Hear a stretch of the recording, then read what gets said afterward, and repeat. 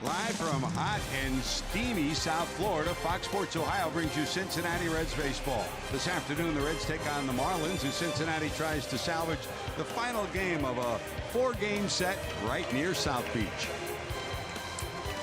Hi, hello, and welcome to Miami Marlins Park, everybody. Along with the crafty left-hander Chris Welch and South Beach Jim Day, I'm George Grand. Reds will try to come out of Miami with at least one win. They've lost 8 straight here against the Miami Marlins. And Chris, it's an interesting story today because the two guys who were traded for each other back in January go at each other today. You know, George, it's always very compelling when that kind of matchup presents itself, like you've got Straley and Castillo. But, you know, I remember a lot of Reds fans back when this deal was made that they were howling. How can you ever get rid of Dan Straley? I mean, look what he did for the Reds last year, 20 quality starts. Well, I think you look back on this trade right now, and it's still going to be several years before it all plays itself out. But I would say that both teams got what they needed. Dan Straley, a very solid right-handed pitcher that's going to eat up a lot of innings. Luis Castillo, Austin Bryce, both young hard throwers on the rise. For Luis Castillo, he'll make his 8th appearance of his career. Dan Straley makes his 108th appearance of his career. Well, you know, Castillo is a very interesting guy because he can touch 100 miles an hour on just about any fastball that he throws. He's done that 11 times already this year. He's got more strikeouts, or at least that he had at the big league level, than he does at the minor leagues. He's got a plus changeup, a developing slider. I really think this is a top of the rotation candidate. Down the road, he's far from a finished product, but he certainly has the tools with which to work. 24 hours ago, we didn't know whether Dan Straley would start today. Rumors continue to swirl that he might be traded heading into the trading deadline tomorrow. Chris, he's been a pro everywhere he's been. Well, he has been, and of course he's celebrating the birth of a baby just a few weeks ago, so he's got a lot of different things going on. Although since the All-Star break, you see that 0-2 record, that 7+ earned run average. He got jammed at the plate a couple of weeks ago, and I think that maybe that was bothering him a little bit. He hopes to be back on the beam. He tells me he feels just fine, so we'll see if he's got that high fastball and big slider working here this afternoon. Well, he better be on the beam because Joey Votto sure is. Joey Votto, post All-Star, has been red hot. Another home run, a first pitch home run last night, Chris. Well, he started post All-Star very slow, and then now he's come back and really done it. It just goes to show you, when you take as many walks as Joey Votto does, you know, your eye at the plate never really goes on vacation and never goes into a slump. So you can always take a base on balls when you're a guy that understands the strike zone the way Joey Votto does. That's what makes him an elite player. Now that he's swinging the bat a little bit hotter, pitchers look out. Well, the Reds defense hasn't taken many days off this year. Last night, another example of it. Great catch by Adam Duvall. Another great catch by Billy Hamilton. That's next with JD.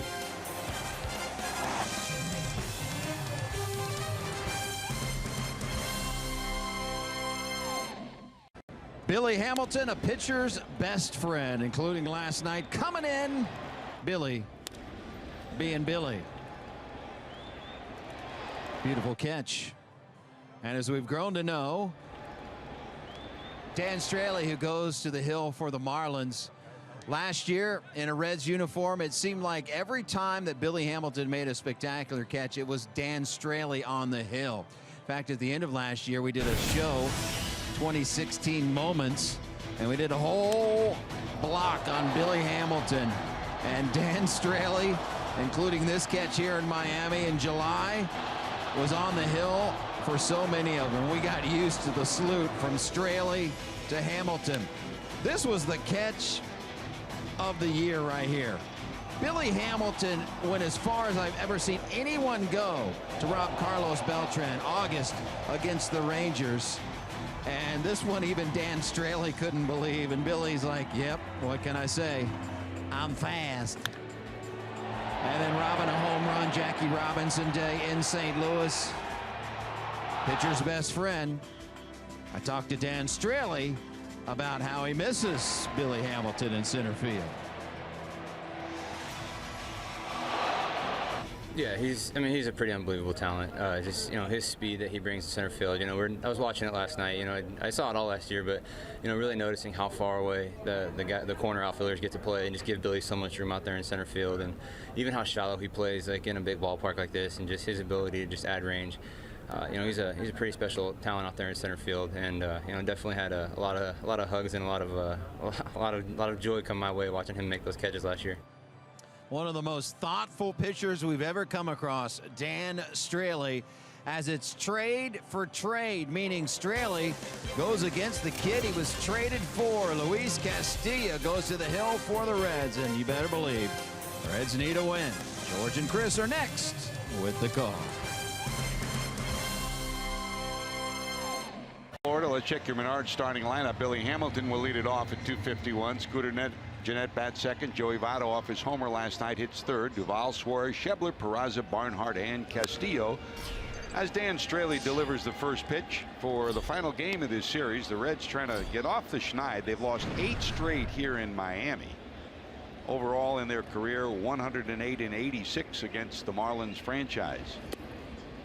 And with this new ballpark, with the roof open, they're 3-0, but only 5-12 with the roof closed. And thankfully, Chris, the roof is closed today. Still about 95 outside and 98 humidity. Yeah, we just saw a rain shower outside, George. It would have caused local flooding in Cincinnati. I mean, it was coming down here hard and for quite a long time.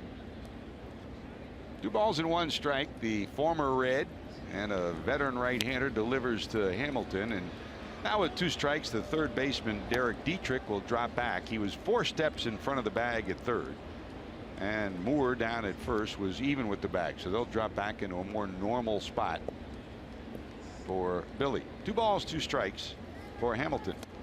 That's wide. Your home plate umpire Andy Fletcher this afternoon. Alan Porter's at first, the crew chief Joe West at second, and Hunter Wendelstadt is your third base umpire for the final of this 4-game set. Off day tomorrow for the Reds. They're in Pittsburgh, and 3 games against the Buccos. High pop up in foul territory. Dietrich will drift into fair territory and haul it in, and there's 1 away. Your fourth defensive alignment for the Florida Marlins, one of the better teams, especially infield defense-wise, in baseball. Osuna, Yelich, Suzuki, Ichiro, former Gold Glover in right. Stanton gets the afternoon off. Dietrich, Rojas, Gordon, and Moore across the infield. And our old friend A.J. Ellis is going to catch another old friend, Chris, Dan Straley. This is a veteran battery today. Well, you're right. And although Straley really hasn't been around all that long as a starter, he is 34 and 27 lifetime, earned run average right around 4.1. He was the Reds' best pitcher last year when he won 14 games, lost 8, had 20 quality starts in his 31 starts overall. And what you really see out of Straley is, well, we remarked time and time again last year, he throws a lot of fastballs early in the count. He gets a lot of strikeouts with his slider once he gets ahead. Those are his numbers last year. And those numbers right there are the reason why there were some teams that came calling for Dan Straley.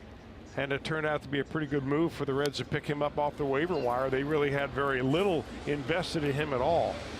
And they gave him a shot in the bullpen. He pitched very well. They gave him a shot in the rotation, and he pitched even better.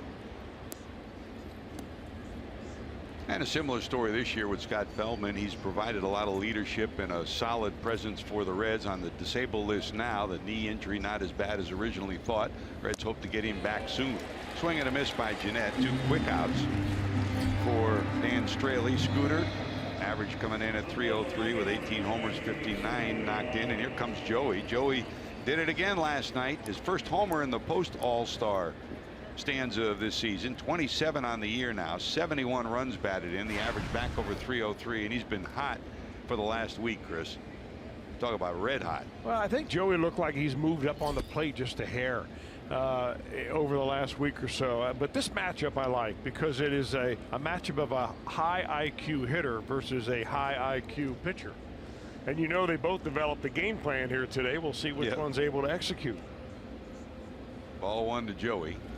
Votto last night hit another first pitch homer. We've been talking about it all year long, Chris. This is his 9th first pitch homer of the year. He's changed his game plan from time to time. Well, he's been more aggressive at pitches in the zone this year. And he still doesn't swing at things that are outside the zone. 3-0.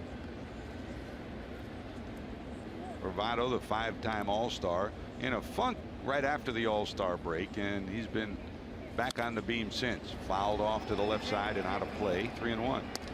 And by his own admission, he said, you know, I hadn't been to the All-Star game for a few years. I got out of my routine, meaning his off the field routine. He said, if I go back to the All-Star game again, I'm going to retool my routine so I don't get out of my zone. And if there's ever been a player that's worn a Reds uniform, Chris, that's in a zone, that's him. Joey rips this one down the right field line. It is foul in the corner. Well, you know, what Joey believes in is the process, and you hear that word a lot. You hear Don Long, the hitting coach, use it. You hear Billy Hamilton use it after hanging around with Joey Votto in the batting cage a lot. I mean, he preaches this to everybody. Don't worry about the results. Worry about the process. Believe in what you're doing every day, and the results will take care of themselves. Hard thing to do when you go into a slump. But Votto really believes that, and that's one reason why, you know, I can't say he's slump-proof because we've seen him over extended periods of time not being Joey Votto. But, boy, he always has a tendency to be able to roar right back. Full count, 3-2, 2 outs here in the first. You mentioned it, Chris. Great battle here with these two guys who know their craft. And Votto wins battle number one. A base hit into center field. So the Reds have a 2-out base runner, and here comes Adam Duvall. Yeah, you got to figure, though, if Straley feels like he gives a 2-out single up to Joey Votto, big deal. I mean, the alternative is probably walking him because he's not going to strike him out, probably not with the stuff that Dan Straley has. So you put the ball in play. You hope that there's a fielder in front of the baseball. That time Votto gets the base hit. So Joey's on first. Votto on the season, 3 stolen bases. Here's Adam Duvall. Talk about Billy Hamilton's great catch last night. Adam Duvall came up with another one. He's come up with a series of brilliant catches. 2 of them in this series and a whole bunch for the year. 6-game hitting streak now. During that hitting streak, 3 home runs. And one was a bullet last night off the end of the bat, fouled off. It's 1-1. Here's a look at Friday and Saturday and the double dip homers, Chris. Well, a hanging slider by Vance Worley right there, kind of stayed on the inner third of the plate. All Duvall had to do was drop the bat head. Last night he gets one off a left-hander, a fastball running in almost the same location. Inner third, that one above the belt and into the seats. 23 round trippers for the guy who wears 23 on his back. 1 ball, 1 strike. Reds come in 41-63. The Marlins 49-53.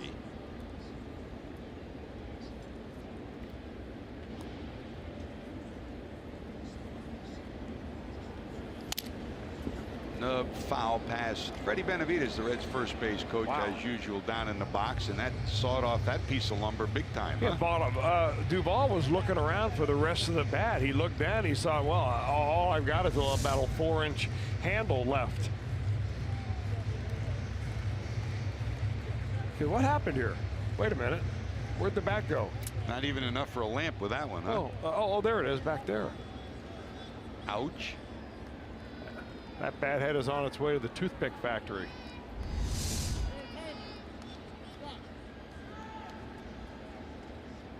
One ball, 2 strikes with 2 away. Votto short lead down at first.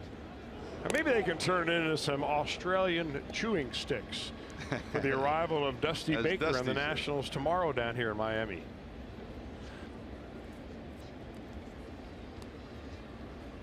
One and 2.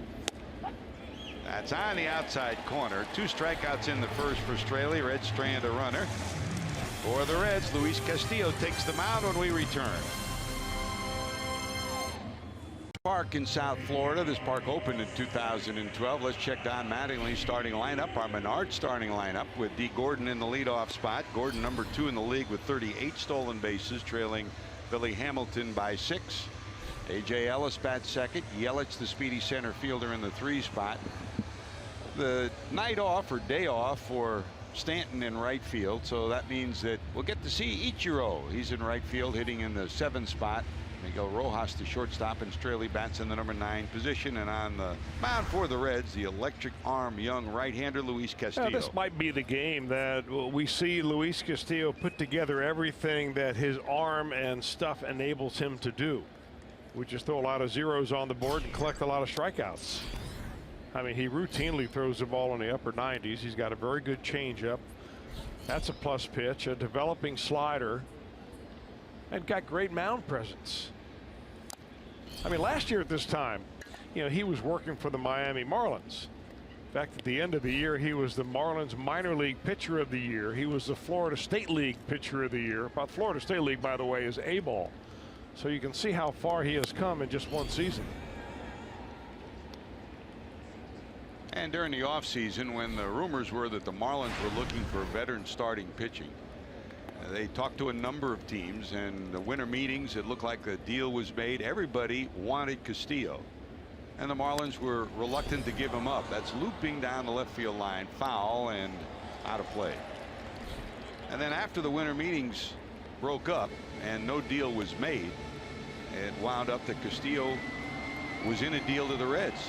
And if you talk to scouts and people in the Marlins organization, he was the one guy that the scouts and the development people, Chris, did not want to give up. That's a liner, but right to Votto, one away. I'm surprised that they did, George. I mean, the more I see this guy pitch, the more I scratch my head and ask who the heck is running the Marlins, because they didn't trade Castillo once to the Reds. They traded him twice. They had him in a deal that went to the San Diego Padres for Colin Ray that eventually was undone because the Padres were fibbing about the medical history of that pitcher when he came over and blew his elbow out in the first start. So that trade got undone, and then they went ahead and unloaded him in a trade for Dan Straley. I'm very happy for the Reds. Let me put it that way. There's A.J. Ellis at 232, a couple of homers, 5 knocked in. And there's been a lot of talk about Straley being dealt this week, as the Marlins have already traded their closer. In fact, if you look down the stat sheet on the Marlins, there's not a save on the Marlins roster going into today's game. All their saves have either been traded, or there's a dribbler down to Votto. Castillo overtaps the bag, either on the disabled list or traded. Now check your fourth defensive alignment for the Reds. Cincinnati comes in third in the league defensively. In the outfield, it'll be Duvall, Hamilton, and Schebler. Tied for the league lead in assists is that group. Suarez, Peraza, Scooter Gennett, Votto across the infield, and Tucker Barnhart will catch Castillo. That's your fourth defensive alignment. 2 quick outs, and here's Yelich in at 287, 12 homers on the season for the speedy center fielder. 55 knocked in all told.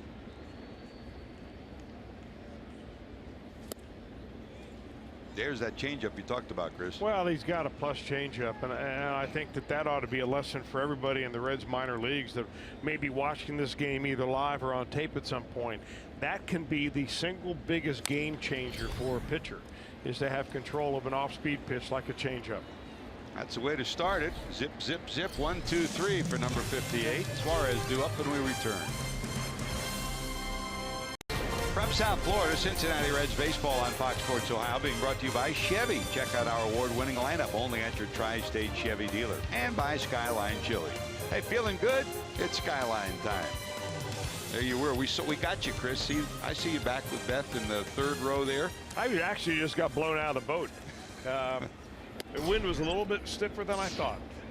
That boat was going about 50 miles per hour, and those that were on it, we had some of our crew that actually were on that boat, George, and they said it was surprisingly calm, except for the bugs they had to clean out of their teeth at the end of the ride. You name it, there's recreative activity to take place here in South Florida. Here's Eugenio Suarez, 256 for Suarez on the season. 51 runs batted in for the Reds' third baseman. Straley gave up a hit to Votto in the first, working here in the second. We did accomplish one of the things we needed to accomplish coming to South Florida, Chris. We got JD back at the ballpark 4 straight days. Look out. Well, today was the big test for that after the day off, the dark day yesterday, the game, of course, yesterday on Fox National. Yeah, I picked up the paper this morning. I was having breakfast. Where is it?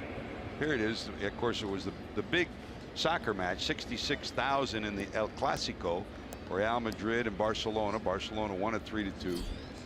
I mean, everybody was crazy around town, and I picked it up. I'm reading the story as Suarez goes down to first, and like number 1 is the game story, and then on page 7C it says celebrities turn out for the game. Schebler, big swing at a homer the night before last. This one almost hits the roof. Ichiro, former Gold Glover, will haul it in, and there's one away. It said Hard Rock Stadium was definitely the place to be in Miami on Saturday night. Among the 66,000 plus were familiar faces, including Serena Williams, NBA stars Carmelo Anthony, Draymond Green, DeMarcus Cousins, rapper Drake, hip-hop artist French Montana, and South Beach Jim Day. That's in the paper. That's in the Miami Herald. Unbelievable. They caught him over there. He's got a pretty good press agent whose name is George Grant. It's been crazy around town with all the soccer people, hasn't it? You know, you would never know that that particular soccer match was an exhibition. Yep. It was only the second time those two teams have ever played outside of Spain. But boy, oh boy, very much of an international community here and a big soccer community in Miami. They were all ready for that big match. They were talking about it all week long. Well, Schebler just missed that one, didn't he? His swing's gotten a little better the last couple of days. That's out number 1. And here's Peraza, who's had a bounce back series. He was in a big funk coming to Miami, but he's got 3 hits in the last couple of nights. The average climbing back up on the road near 300. Overall, 250, 4 homers, 26 knocked in. Installed at short, of course, with Zach Cozart on the 10-day disabled list. This one blooped into left. That's a base hit by Peraza. It's almost like, you know, we talk about Ichiro having a magic wand in his hand with the bat, and Peraza kind of guides the ball that same way too, doesn't he? Well, you really want a hitter to hit the ball hard. Peraza hasn't gotten to that point yet, but you know, watching Peraza play is very similar. You know, he's 23 years old, so it's very similar to having a young pitcher come up out of AAA and play. And you're going to get your lumps. You're going to have your bright spots. You're going to get some more lumps. And it's how he develops as a player, learning to play basically on an everyday basis, especially now with Zach Cozart out, is something that I think is very valuable for Peraza and the Reds. There's Tucker Barnhart at 257, 3 homers, 17 knocked in. And Jim Day talked about the relationship that Straley had with Billy Hamilton, all the great catches he made behind him. And these two had a tremendous relationship. Straley and Tucker Barnhart. They've each, when the Marlins were in town last week and when the Reds were in town this week, visited with each other a couple of times. Talked about life, talked about baseball. Straley entering with a new family member this week, and of course Tucker will have his first child later on this year too. You know, Straley's got that high fastball that he throws, and it doesn't really register that high on the radar gun. It's only 91, but it has what the analysts will say great backspin. It doesn't sink very much, so your eyeballs tell you that it's going to sink a little bit more than it actually does, and that's why he's effective up in the zone. 2 times in a row now he's throwing one right by Barnhart. That's wide. You know, last year, JD, time and time again, you'd watch a game. When Straley wasn't pitching, he was sitting next to one of the young pitchers that were coming up and going down from the minor leagues. He was a mentor to a lot of these young pitchers that the Reds have, huh? He really was, and talking to him the other day, he understands the trade that the Reds made, but he says one thing that I missed out on is he thinks he could help these young pitchers that have been pitching for the Reds this year. Looped into center. That's a base hit. Rounding third, coming to the plate will be Suarez. He'll score. Going to third will be Peraza. So battle number 1 between these two goes to Barnhart. A run scoring base hit to center. The Reds have a 1-0 lead. It's funny how even high IQ pitchers can have a tendency to outthink themselves a little bit. He throws 2 fastballs by Barnhart to get 0-2, and then eventually gets beat on a breaking ball. That was a good pitch, a pitcher's pitch, no doubt, but I mean, you speed the bat up a little bit, and Barnhart's able to drop one in front of the center fielder. You know, last year, JD, Bronson Arroyo wasn't with the club, and I think Straley nobody expected him to be a mentor as a young veteran. Yeah, he's a veteran, but a young veteran. But he really took to that role and helped a lot of these young pitchers. Yeah, and it's the one thing he said he was looking forward to, obviously being in the starting rotation with the Reds, but he really thought that he could be that mentor guy. And in fact, he talked about the other night watching Robert Stevenson walk 7 guys, and he thinks mentally he could have helped him, and literally wanted to go to the other dugout and start talking to him. He likes him, he calls him a friend, and doesn't want to see someone struggle like that. But he's in an opposite dugout now, so that's one thing the Reds are missing out on. But when you get a guy like the guy in the box right now, it's a trade the Reds had to make.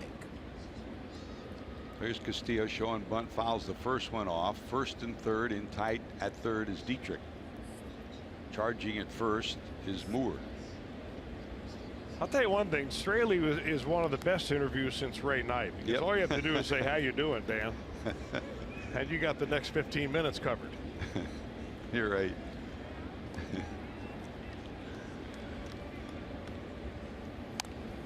Got it down. Here comes the runner to the plate. He will be safe. Boy, he read that. Peraza did perfectly. He followed the third baseman in. Straley slow to get in, tried to shovel it to the catcher Ellis, couldn't do it. Ellis couldn't go out and get it, and the Reds get a run out of it. Well, you got to make a decision early on what you're going to do with this. Straley is very slow getting off the mound. I mean, he hesitates and hesitates again before he finally comes in. Read perfectly by Peraza, who's got plus speed. So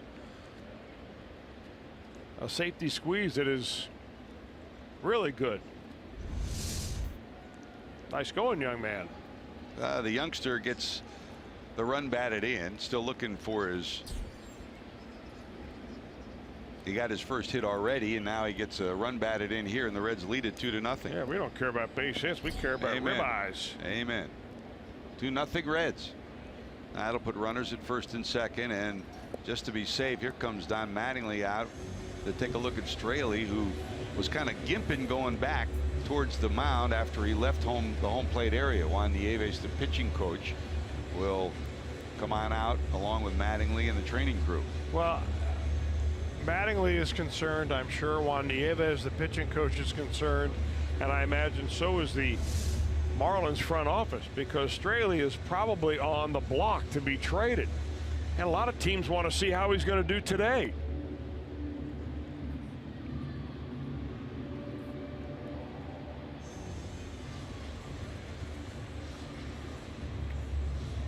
Like he's stretching the left leg, whether it's the knee or the hamstring or the groin area. That's the leg that he skidded on as he dove at home plate. I mean, what kind of exercises do you do as a pitcher that is going to injure your leg? I mean, don't guys run and play ball anymore? I mean, run the bases a little bit, run sprints. I don't see hardly anybody running sprints. I mean, how can you get hurt covering a bunt in front of the home plate? Now, your day and age, you ran every day. Yeah, you ran everywhere. You ran on and off the field, number one. That's unique nowadays. So the Reds get a run out of it, lead it 2-0. Back to the top of the order, Billy Hamilton, who popped out first time up. First and second, still one out here in the second.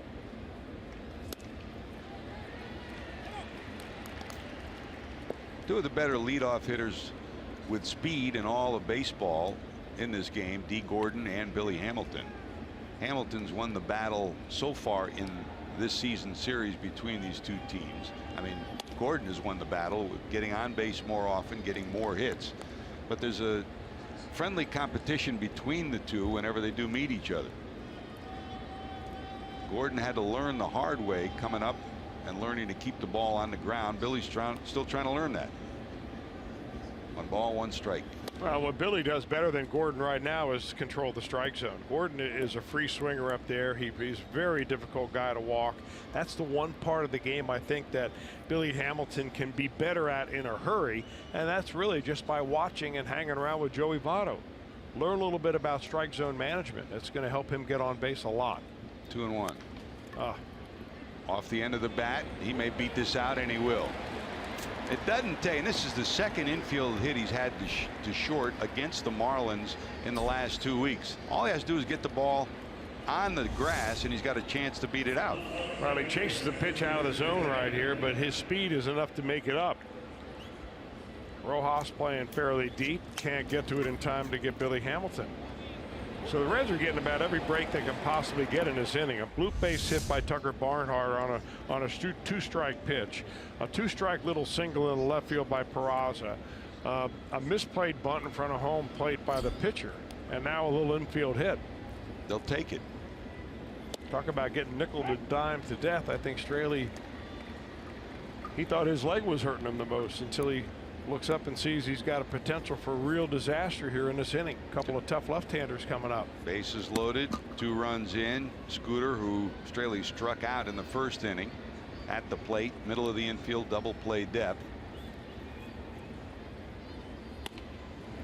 But, I mean, it's a great example for Billy. You look at the numbers. I mean, numbers in some cases can be manipulated to lie a little bit. I mean, the numbers are clear. When Billy Hamilton hits the ball on the ground, he's over a 300 hitter. When he hits a ball in the air, he's under a 200 hitter.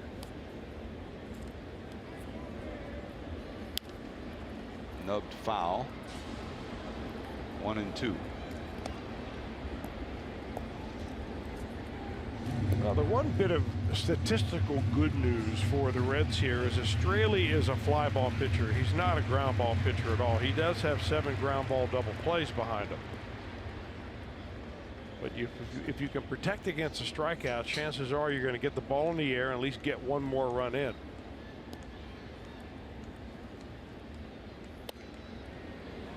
Missing up and away, 2 balls, 2 strikes.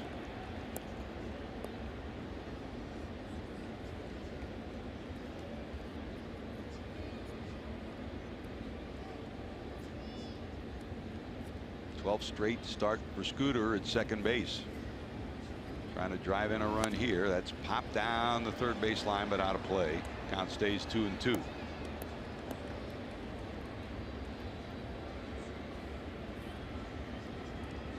Already new career highs in home runs and runs batted in. Sitting on 18 and 59 for those numbers. And Ellis will go out and talk to Straley with this 2-2 pitch coming up.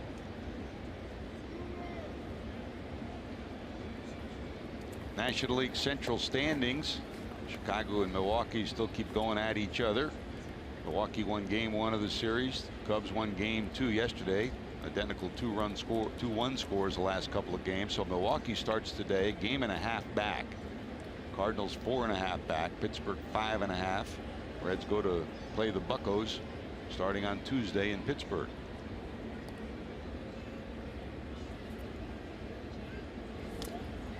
Swing and a miss, and he gets him for the second time. Or did he get a piece of it? No, he didn't. Swing and a miss, and that's 2 straight strikeouts of Jeanette by Straley, and here comes Votto. Well, Straley almost always goes to his breaking pitch, and that's his favorite one, the slider there for a strikeout.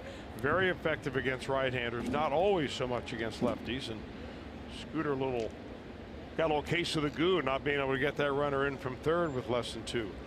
Now there are 2 outs, and here's Joey. He singled in the first. 8th batter of the inning to come to the plate for the Reds. Barnhart off third. Castillo off second. And Hamilton off first. That's a pop up to the left side.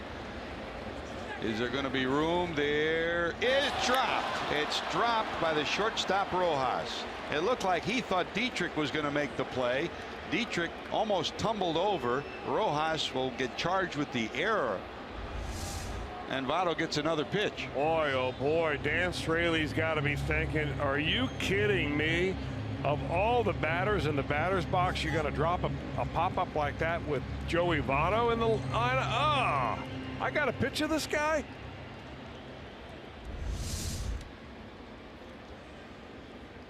I mean, for every pop-up Votto hits like that, he hits about 50 line drives. That's what Straley's thinking right now. Strike 1 to Joey with the bases loaded. 0-2. Trying to hit that one in the South Beach.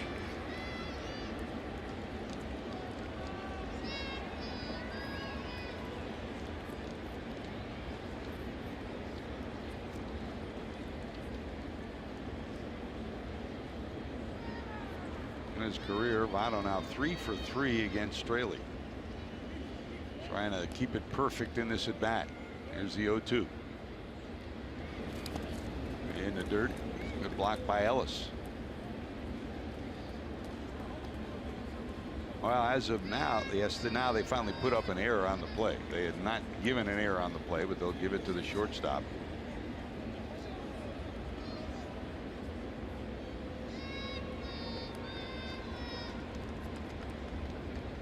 So Joey trying to balloon the Reds lead, 2-0 Cincinnati.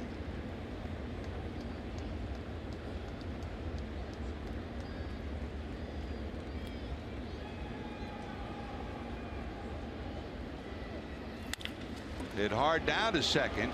Gordon will smother it and get the out. The Reds will strand 3. They've stranded 4 so far, but they get 2 Australian, lead it 2-0. Serious injuries. Longest home win streaks between these two teams. The Reds won 11 straight from 1998 through 2000, and then the Reds won 9 straight back in 2006, 7, 8, and 9. And the Marlins right now have won 8 straight from 2015 through the present at home.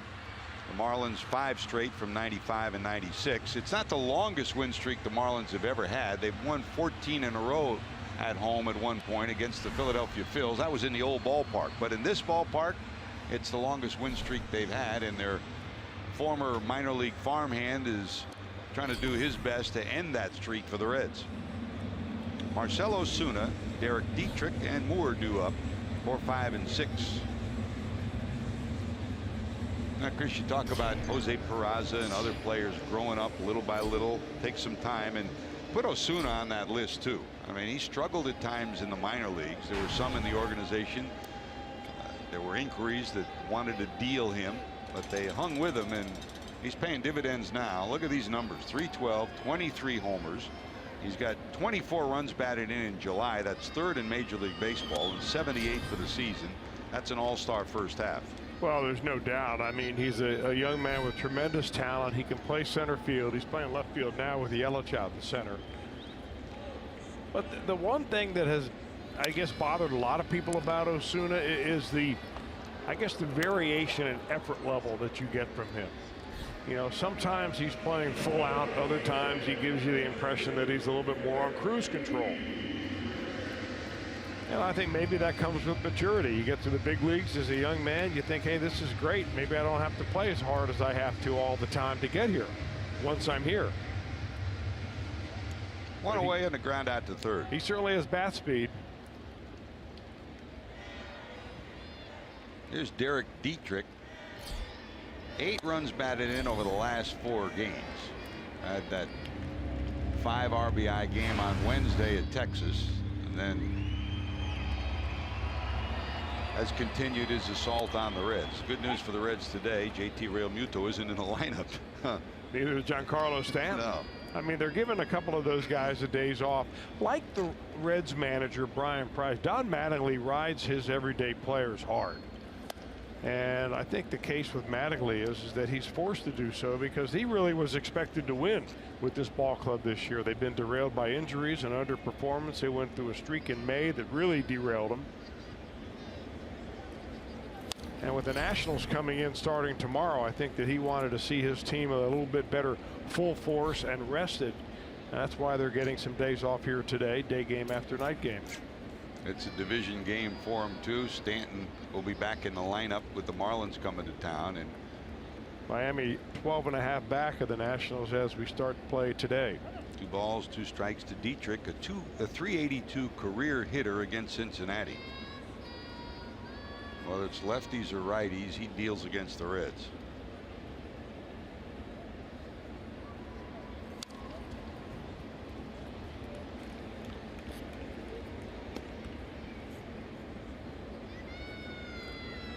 Talking to Mattingly before the game today, he said, you know, I mean, in all due respect, these are 2 teams that are rebuilding, trying to put things together. Facing the Reds is one thing. You got to worry about Joey Votto, and you got to worry about the left fielder. It's a soft liner. Votto's got it. He said, Washington comes to town tomorrow, you can't pitch around anybody.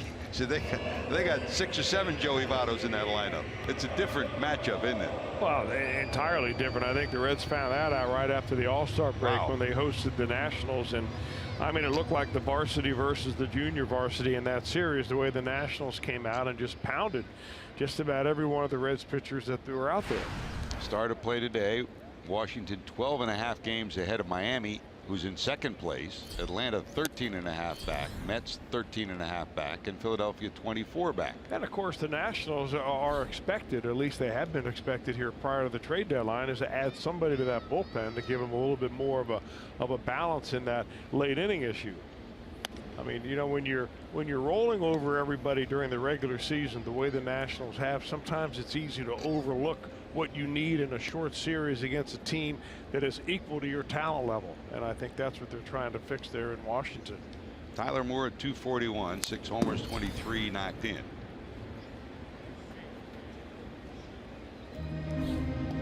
There basically are 3 trading components in this non-waiver trading deadline at July 31st. They're the teams that are rebuilding, unloading. They're the teams that, you know, have enough to get to the postseason but want that closer or that extra bullpen guy or the starter to win in the postseason. And there are those that maybe are chasing fool's gold, trying to get a wild card spot. And that's what's unfolding in these final 2 days before this trading deadline. You have to have a player on your roster by the 1st of September for them to be eligible for the postseason. So here's a fly ball to right. It'll stay in the park. Schebler there. So while this is a trading deadline, there still may be some deals in the month of August. 6 up, 6 down for Castillo. Here comes Duvall. Baseball break brought to you by T-Mobile. And yes, the trading deadline can bring a lot of activity, even for one player. Jaime Garcia was traded from Atlanta to the Twins on Friday. He pitched and won, defeated Oakland, and then today traded to the Yankees from Minnesota. So hopefully he was just in a hotel room and hadn't got an apartment already in Minneapolis. Here's Adam Duvall, struck out first time up to lead it off, top of 3. Well, you know, George, it kind of brings up another subject of a trade that the Marlins made the other night. In fact, after he pitched in the ball game against the Reds, they traded Ramos, their closer, to the New York Mets. Now the Mets aren't in the thick of anything right now, but it was kind of an interesting trade. Would that be, do you think, a situation where the Mets would flip him to somebody else? Or are they looking to keep Ramos long term? Rojas gloves it, one away, and that's part of the configuration that you talk about in the end of July as you head to August. I mean, if you got a closer sitting there and somebody goes down in August, then you need a bullpen arm. I mean, look what we just left New York. I mean, right now the Yankees, what they put together in their bullpen, it's similar to what they had in 96, 97, 98. You know, when you had Wetland with Rivera setting them up. I mean, that bullpen, if they're all on beam, is the best bullpen in baseball right now. So Brian Cashman struck early. Somebody else may be looking in the month of August to bolster a bullpen going into the postseason. Yeah, but I mean, if you have a good reliever, a closer, especially the caliber of Ramos, how are you expecting him to get through waivers in the month of August? I mean, that would be not a good idea, would it, be to put him out on an unrevocable waiver deal and have somebody claim him? That's why Cashman did what he did early. I think he did the right thing. Brian Cashman made the move in July. Somebody that's going to go fishing, if you need somebody in August, it's a lot more difficult. And certainly the Reds brain trust, Dick Williams and everyone, they're back home in Cincinnati and going over possibilities for deals in these final 2 days. Here in Miami, Mike Hill and his crew went to their spring training facility north of Miami, and they're all huddled there. They've made a couple of deals this week. Phelps traded, Ramos traded, and from what you gather walking around this facility, Chris, you expect them to make a deal or two more in the next 24 hours or 30 hours.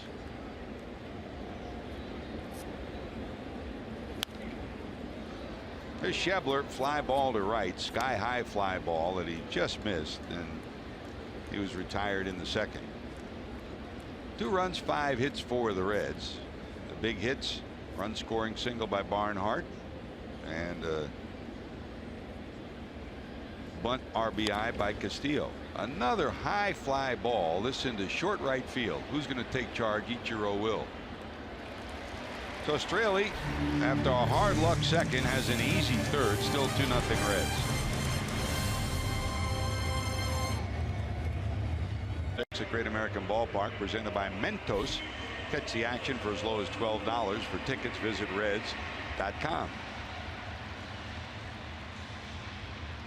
6 up, 6 down for the 24-year-old right-hander from the Dominican Republic, Luis Castillo. He faces the bottom of the order. The youngster against one of the best veterans to ever play the game, Ichiro, then Rojas, then Straley. Ichiro now 3,060 hits, tied with Craig Biggio for number 22 on the all-time list, and a couple of games behind Willie McCovey for the 42nd spot in games played. 2,586 is what Ichiro has. And you figure, Chris, his day at Cooperstown is going to come on this day in Cooperstown. Willie Mack is up there, and the familiar names is a dribbler but foul. Jeff Bagwell being inducted in Cooperstown. Tim Raines, Pudge Rodriguez, who of course played here, John Schuerholz, Bud Selig.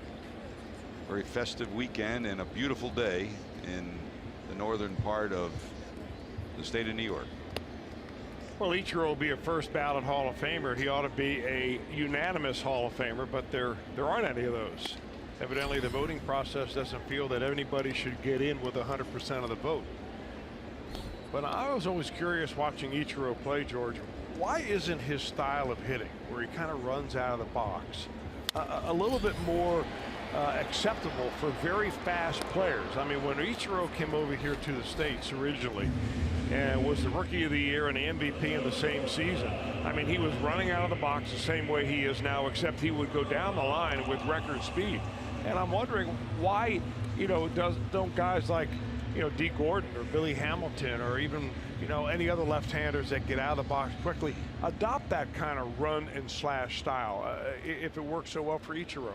Funny thing, if you watch batting practice, Dee Gordon does do it, and he kind of jokes with Ichiro when he hits in the same group with him, and he'll look like Ichiro, and he makes it work, but it's not that easy. You know, that tells you another reason why Ichiro's so good. The hand-eye coordination, the movement. I mean, you talk about, every hitting coach will tell you have to keep your head still. How does he keep his head still and still get the bat on the ball that way? He's remarkable. Good question. 1-ball delivery to Rojas. I mean, to have the career he had in Japan and duplicate that and take it even further here in the United States, what a special athlete. 2-0.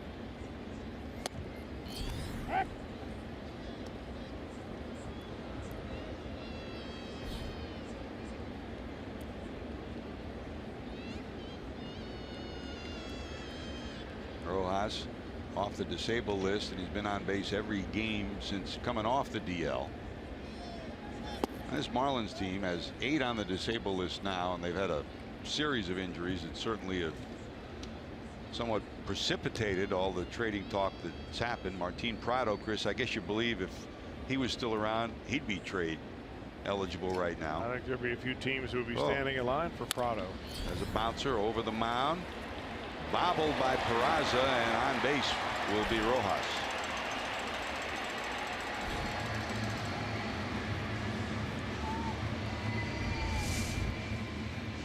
Peraza has to go a long way for this ball. It's got some overspin, went right over the head of the pitcher.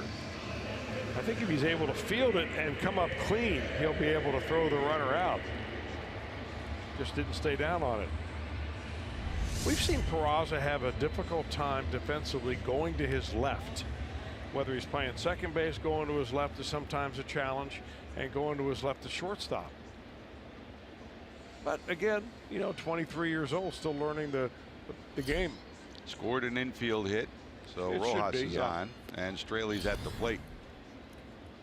You know, Martin Prado probably would have been someone a team would be interested in. Another guy is Edinson Volquez. Had a no-hitter earlier this year. If he's healthy, somebody might come calling for him too.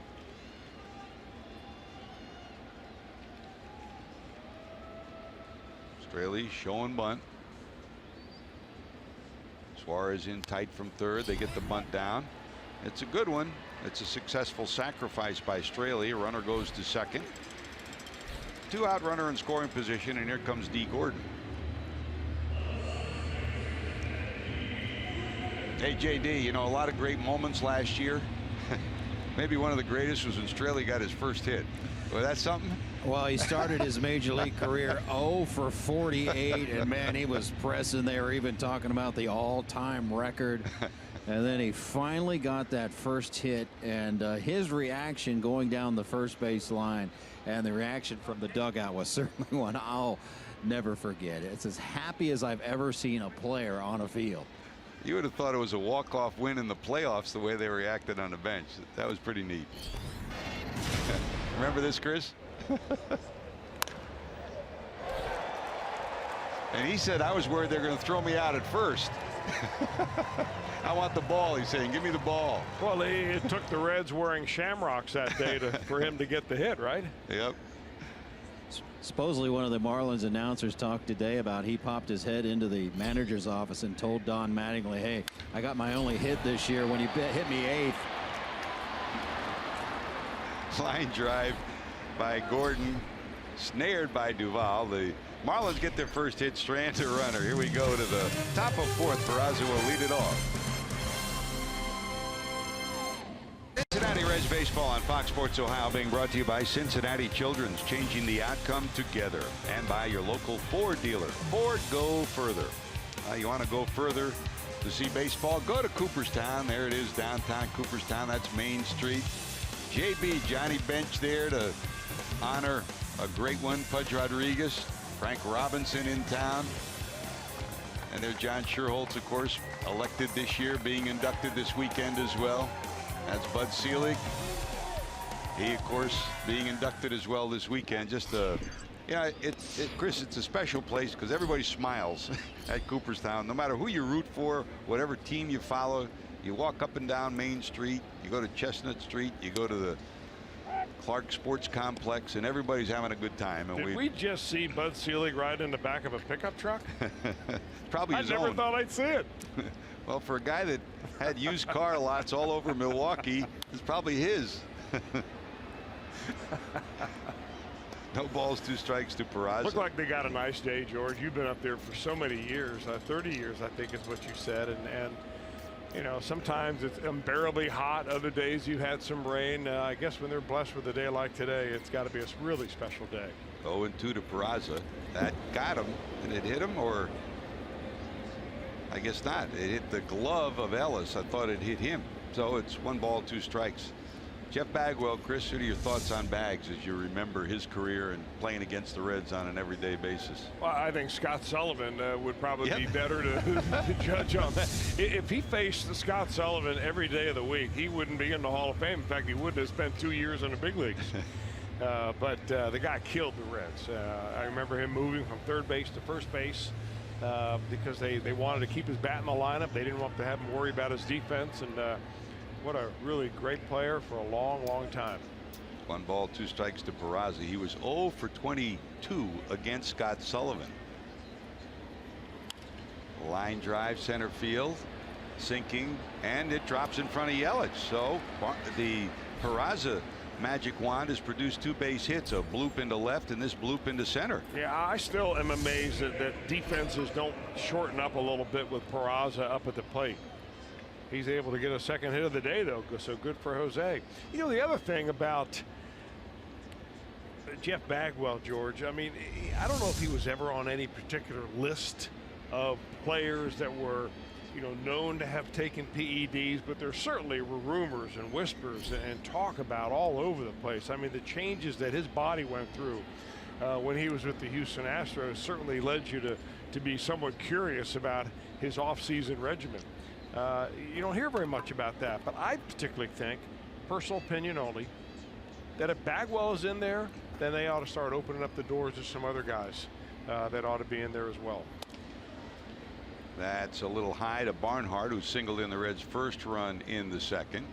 I mean, the Barry Bonds and Roger Clemens vote totals keep going up in recent years. We'll see how that unfolds. I remember, you know, you talk about Bagwell and the Reds. I remember we were in a Saturday going to a Sunday, and they had a church service at the ballpark on Sunday, and the Reds had won 6 in a row against the Houston Astros. In addition to that, Bagwell was 0 for 8 going into the final game of the series, and while the church service was taking place in the infield, Bagwell came on. We got there early. Bagwell brought all the Astro bats out and put them by the home plate area, the bags of bats. He says, maybe we can get our bats blessed and we can get some hits. But you know, you remember walking into that clubhouse, you had Biggio, Bagwell, Ausmus. Talk about this day and age of no leadership on teams. Those 3 guys ran that clubhouse, showed people and told people how to play the game the right way. 3 leaders in Houston, and Biggio, of course, is in Cooperstown right now. Ausmus is managing for the Detroit Tigers, but Biggio's as happy as Bagwell is. You know, the other thing I remember when Aaron Boone got hit on the hand and was on the disabled list, and Bagwell was on the DL twice with a broken bone in his hand after everybody pitched him inside. He had a box full of pads, hand pads, and when the Reds came to town, he walked over to the Reds clubhouse with the box and said to Barry Larkin, he says, give this to Aaron Boone because I don't want him to get hurt. I want him to keep playing. Let him try to use one of these. Boone never was comfortable with it, never did, but I mean, that's the kind of guy he was. He didn't want to see Larkin or Boone out of the lineup on a regular basis for the game. Now we talk about Perry Hill, who's a great infield instructor. Another great infield instructor was Matt Galante. And when the Red Sox traded Jeff Bagwell for Larry Anderson to Houston, Straley to the stretch. Here's the 2-2, and they'll throw over to first. When he went to spring training that year, Ken Caminiti was the third baseman, so there's no way he's going to beat Caminiti out. Matt Galante every day when the day was over, would spend an hour hitting fungos and ground balls to Bagwell down at first. He made him a pretty good first baseman, and I hope Matt Galante's there because he helped Biggio make the transition from catcher to second. He helped Bagwell do the same thing, and they're both in the Hall of Fame. 2 balls, 2 strikes. Well, you know the answer to this question, George. Can players who are being inducted invite guests to the Hall of Fame? Sure. How many tickets do they get to the ceremony? Tickets at the ceremony, you're almost unlimited in terms of former teammates and whatnot. It's a big field, and they can put as many seats as they want in there. To the to the big events, the dinners and so on and so forth, they are limited and only a smaller amount. But all the you imagine with Bud Selig and John Sherrills going in, I mean, they're coming out of the woodwork up there. Swing by Barnhart, popped up in the infield. Moore calling it. Of course, Biggio and Bagwell had long over 20-game hitting streaks for the Astros in their career, and the Reds have had one going on. Jose Siri, did he get another hit last night, JD? He not only got a hit last night, he's already got a hit today. Top of the 3rd, single to left. He indeed ties the all-time Midwest League record. 35-game hitting streak. Tony Toops back in 1977. So he just keeps on keeping on. Congratulations to Siri, 35 straight. That's a 40-year record. And another good at bat by Castillo. Got the bunt down right off the bat, Chris. That's the way you like to see it. Well, he has been really on both ends of the spectrum as far as at the plate. When he first came up, he didn't look like he'd ever been in the batter's box before, but now he's driven in a run in a 2-0 ball game. So he's feeling a little more comfortable. Getting it down early is very important. 2 successful bunts And another runner in scoring position for the Reds. Here's Billy Hamilton, popped out and reached on a dribbler to short that he beat out for a base hit.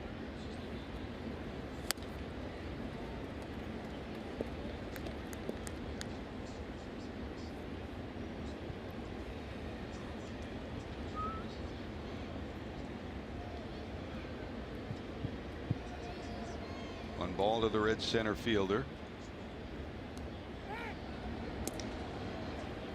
Everybody straight up in the infield except Dietrich, who's 3 steps in front of the bag at third with the speedy Hamilton at the plate.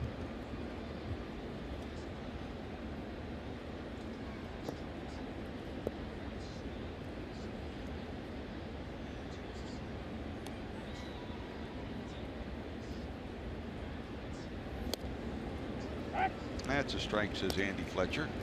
1-1.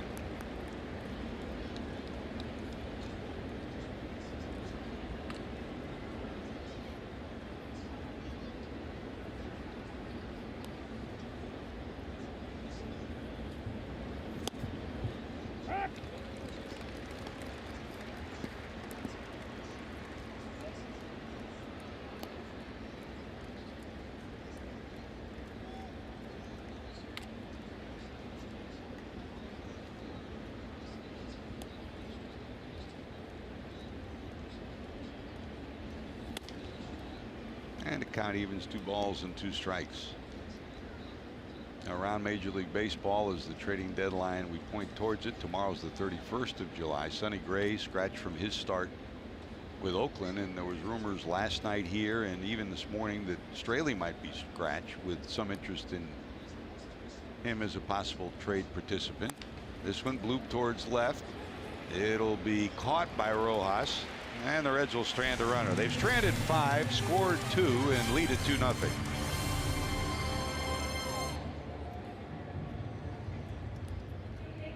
Rehabbing with Dayton last night. 4 innings pitched, 2 hits, no walks, struck out 6 through 46 pitches, 33 of which were strikes. Got the velocity up to 95 miles per hour, and Disco says he's right in the middle of the process. I just want to build my tolerance up and, do the up downs, getting back on the bench, getting up, warming up. I want to make sure I have at least, 6 up downs in the game, and, up in the 100 pitch range. So once I do that, I'll be ready to go. He was so pitch efficient last night that after he came out of the game, he threw an additional 15 pitches in the bullpen. And he is on that every 5-day cycle now. He'll pitch one more time for Dayton, then reevaluate and most likely move up the ladder and pitch in Double-A and Triple-A. And once he started 2 starts ago at the Arizona Rookie League level, it started that 30-day rehab clock. The Reds don't think he's going to need the full 30 days, but stay tuned. And oh, by the way, right, JD, a former Florida Marlin pitcher again. He was in the Matt Latos deal. Yeah. Yep. One Florida Marlin operative when we got to town said the 2 deals as a minor league contributor to the organization that he regretted more than any were DeSclafani and Castillo. And we'll see if they can both get in the rotation for next year. And that's a pretty good start if you got Homer Bailey healthy and you got Brandon Finnegan healthy. Now the rotation looks a lot different than it looks right now. Well, a month or so from now, George, you might be thinking to yourself, where would the Reds rotation be without the Florida Marlins? Mm-hmm.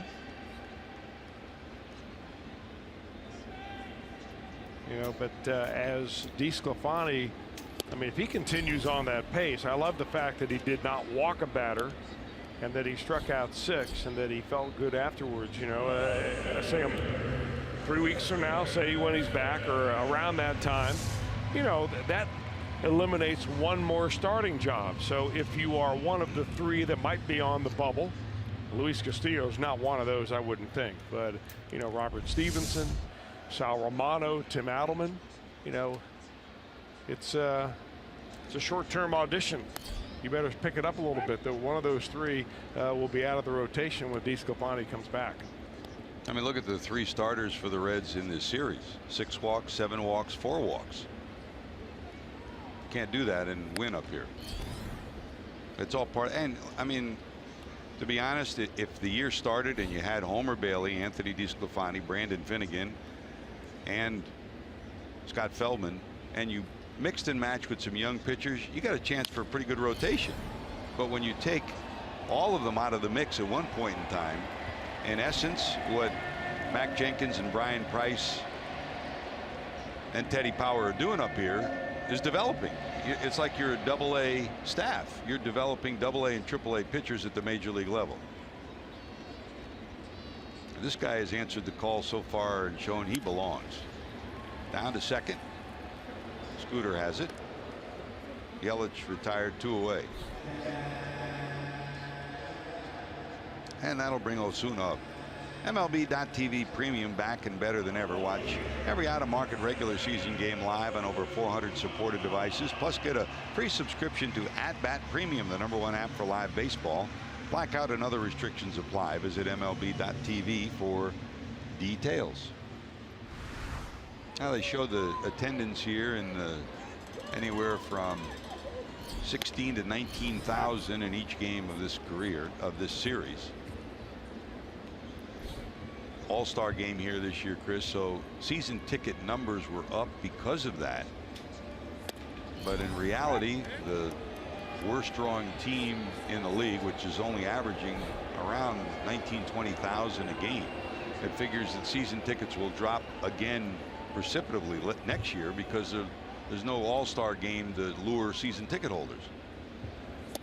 Teams for sale. Do you think someone can turn it around down here? I don't know whether they can or not. I know that they're going to have to pony up a lot of money to buy this franchise. Rumors 1.1 or 1.2 billion. Jeffrey Lurie, the owner, paid around $200 million for it when he purchased it. It's a beautiful ballpark. I mean, really is a picturesque ballpark. The fact that it's indoors and air conditioning gives you reprieve from the summer heat down here in Miami, which can be oppressive to say the least. Swing and a miss by Osuna. 2 strikeouts in the inning, the first 2 of the afternoon for Castillo. He's allowed only 1 hit. Reds lead 2-0.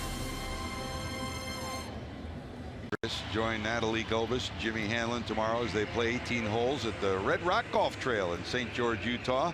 Tees off at 6 right here on Fox Sports Ohio, streaming live on Fox Sports Go. I'll tell you what, I enjoy that show very much. Jimmy's always got a tip or two, doesn't he? And so does Natalie. Here's Scooter, struck out twice. He leads it off, top of 5. First pitch swinging. He's not going to get to 2 strikes again. This one skied to center. Yelich camped under it. 1 away. If you joined us late, Reds got a hit from Joey Votto in the first. He's been on base 14 of his last 19 times coming to the plate after he started slowly in the All-Star post series venue. And Joey grounded out last time up. In the second, a walk to Suarez. Peraza's base hit. Barnhart's base hit made it 1-0. And with a runner on third, a safety squeeze by Castillo produced a run. 2-0 Cincinnati, and that's where we stand. Joey to left field. Osuna almost in his tracks. 2 fly ball outs, 2 away. And just a reminder, as you enjoy a cold one, to look forward to Miller Time later in today's game, brought to you by Miller Lite. JD, you've been coming to this park for a few years now, and Chris and I were talking in between innings about, you know, it is a nice park. They did a great job at the All-Star game, but boy, they've got some great food offerings here, don't they, from one end of the park to the other? I wouldn't know anything about the food, George, as far as you know. No, of course there are. They've got good eats all around here. The Cubano sandwiches, the ceviche. I like me a good Cubano sandwich. You'll have 3 or 4 of those on a given night. No, I've cut it down to 2. And there's always ice cream, right? You must have saw me in the press dining area.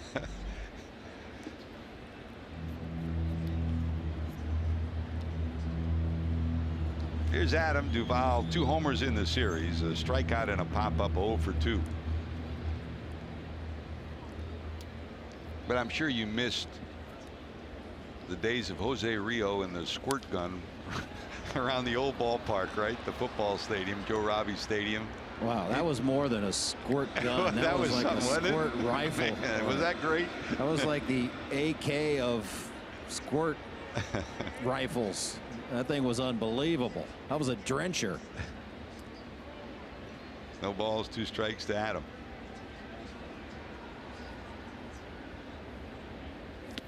Swing and a miss. Straley's bounced back. He had a rough second and a hard luck second.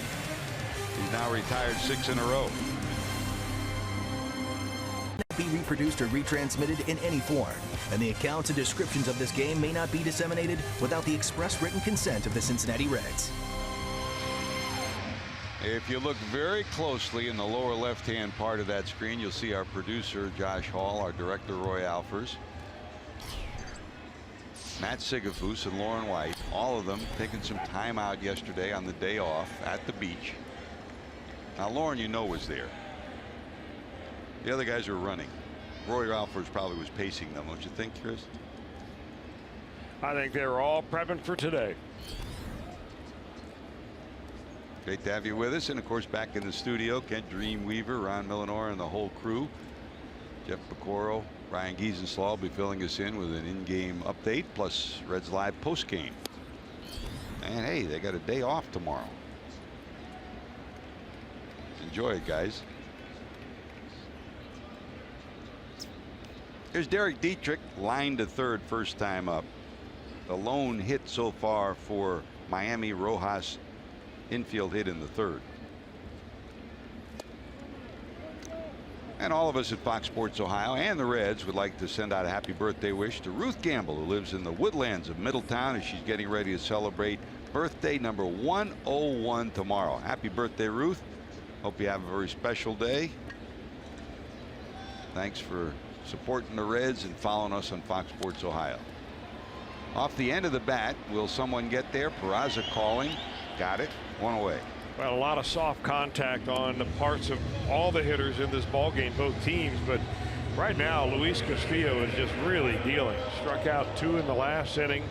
Nice, easy ground ball in between that from Yelich. That was the 2, 3, 4 hitters in the lineup. And I mean, I'm wondering right now if this might be the game where Castillo finally puts it together, so that you look at the line score and you say, yep, this guy was absolutely as dominating as it appeared in person. Under the glove of Peraza on the hard hit ball by Tyler Moore. Second hit for the Marlins.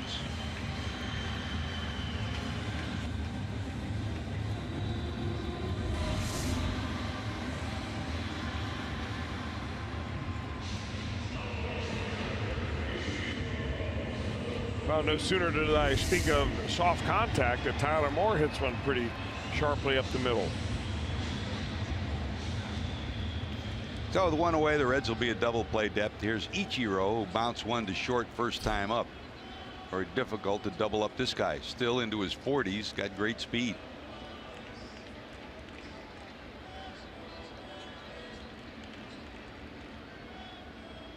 And you talk about guiding the ball, Chris, the way Ichiro does.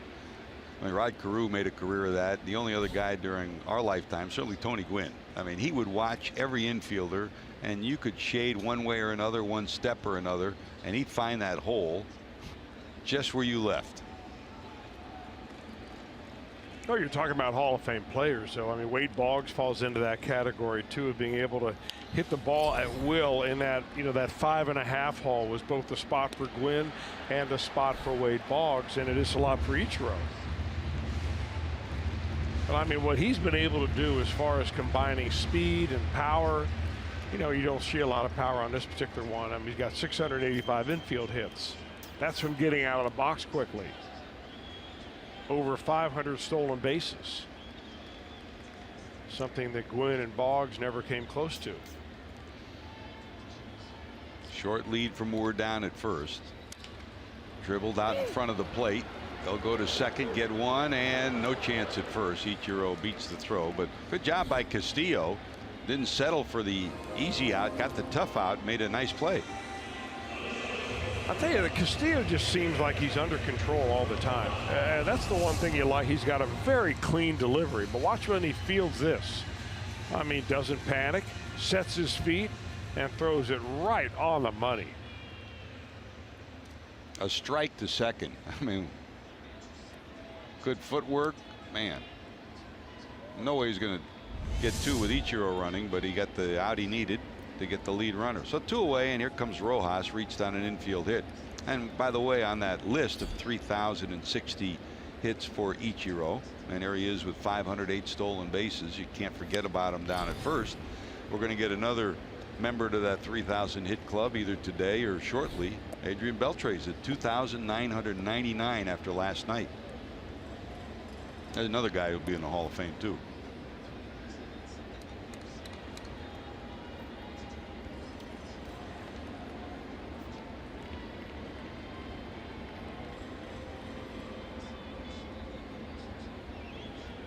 Runner not going.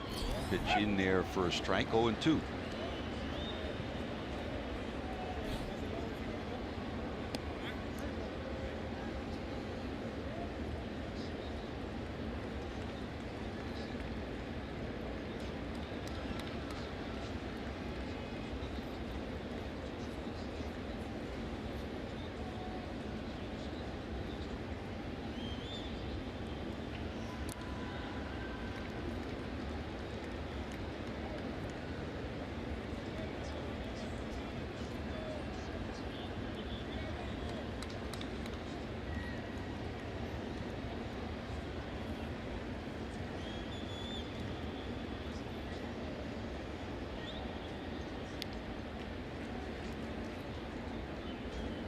Runner not going.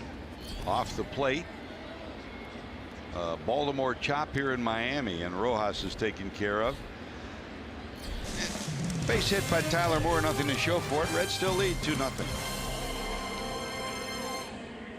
Theme ticket package for as low as $25. You get a Reds ticket and a limited edition Game of Thrones Dragon bobblehead. Purchase the Game of Thrones ticket package at reds.com/themes. The Dragon bobblehead is only available with a purchase of the Game of Thrones ticket package. Hope you join us at the ballpark by the river when the Reds return home after this road trip. Started with a game in Cleveland, on to 2 in New York, 4 here in Miami. There's a pop-up to the right side. It'll be in the seats and out of play. And after the 3 games in Pittsburgh, Tuesday, Wednesday, Thursday, Cardinals come to town Friday, Saturday, Sunday. Then the Padres for 4. Andy Green coming back to the tri-state area. Then the Reds hit the road again. Milwaukee, the Cubs, and the Braves. Intriguing battle at the top of the division, Chris, with the red-hot start for the Cubs in the second half and the struggling start for the Brewers in the second half. Well, yeah, but don't forget about the Cardinals. You know, it's a team that just always seems to hang in there one way or another. Right now, the Cardinals are 4.5 games back. Brewers are 1.5. Cardinals have to figure out how to play on the road. They've not done very well once they've gotten away from Busch Stadium.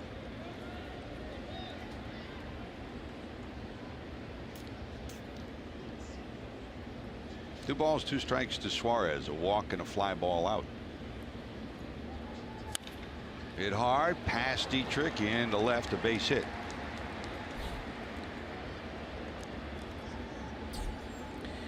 You were wondering if Suarez was ever going to be able to figure out the slider of Straley. Just wait just a hair longer before you commit yourself. And he was able to do that. Saw a couple of them in that at bat. So now he's been on base twice, a walk in the second, and now a leadoff single in the sixth. And here comes Schebler, 2 fly balls to right. 2 just missed him. Mm-hmm.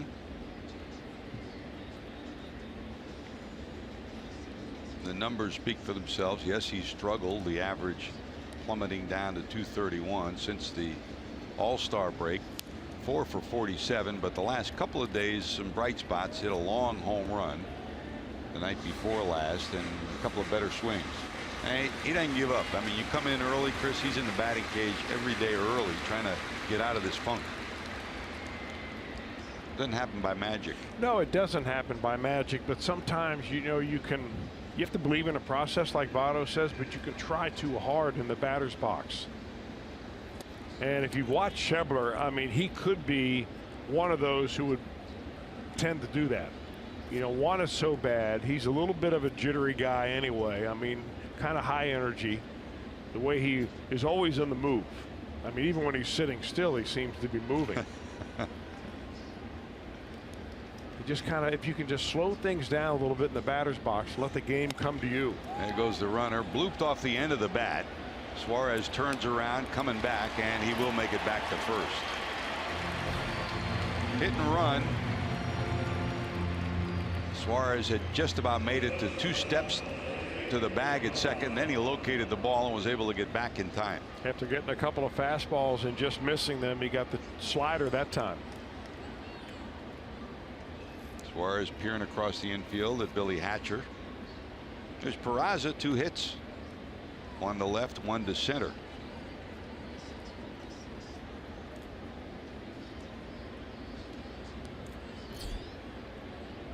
Two hits today, increases hitting streak to 4 straight. Pop back and out of play.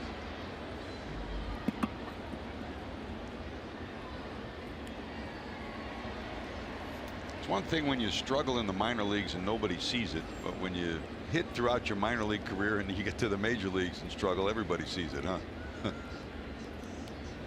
A lot tougher to dig out of it. Hey, we'll send out our best wishes to a big-time, long-time Reds fan, John Rogers Sr. in New Jersey. His whole family never misses a game on Fox Sports Ohio, and also from our good buddy Bobby Dorfman, who's the A2 on the Marlins side. He wants to say hello to his good buddy in Dayton, Lance Litbeck. That is our annual say hello to Lance request. Doing that for just 20 some odd years, haven't we? Center field hit pretty good, but it's right at Yelich.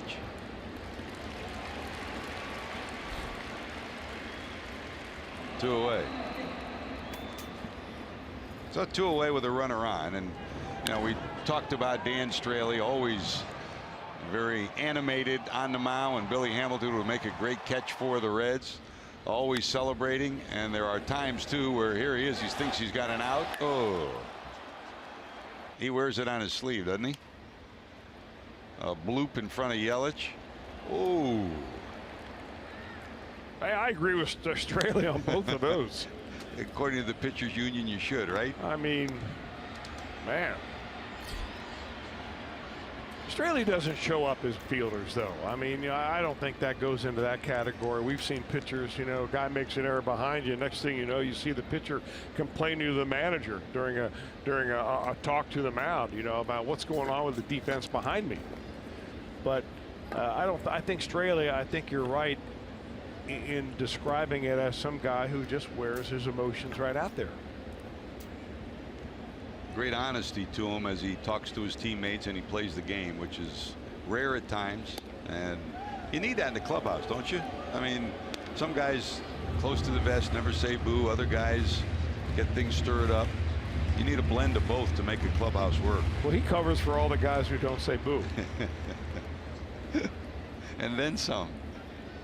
1 ball, 1 strike. In the dirt, kicks away. Going to second will be Suarez. So the Reds get a runner in scoring position for Barnhart, who's 1 for 2, a run scoring hit to center. He plated the first run for the Reds back in the second.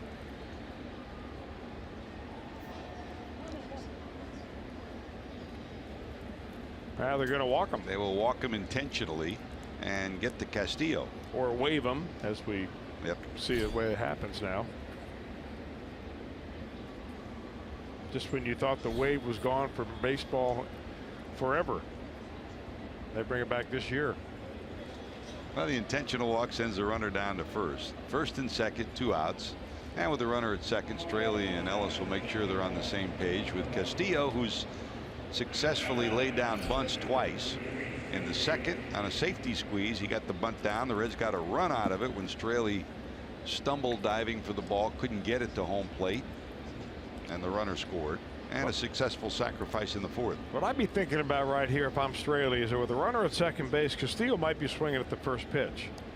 So you may just want to drop a little slider on him here to put a little wrinkle into it, and that's what he does. First time he's had to swing the bat in this game. I mean, last thing you want to do right here is give up an inning continuing base hit, especially with a speedster on second base. As far as average runner, but still with 2 outs, you're going to score him. Australia to the stretch. Here's the 1-strike delivery and foul back 0-2.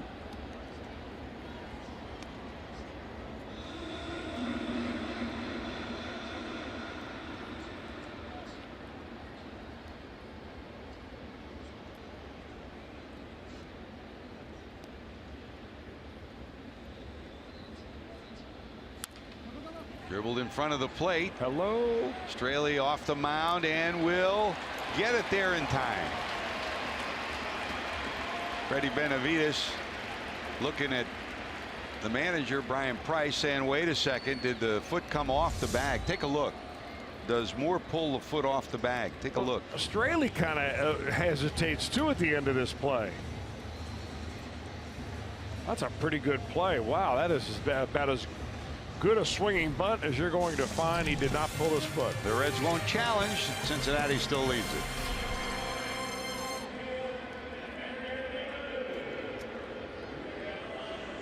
Bringing the energy stats for today, the youngster Luis Castillo, boy, he's been something else. 24 years of age, but he's pitching like he's 34 today. Well, I mean, this is what you hope to see. When I first saw Luis Castillo pitch in spring training, I thought, well, this guy, you know, should be among the elite few that should get some starts.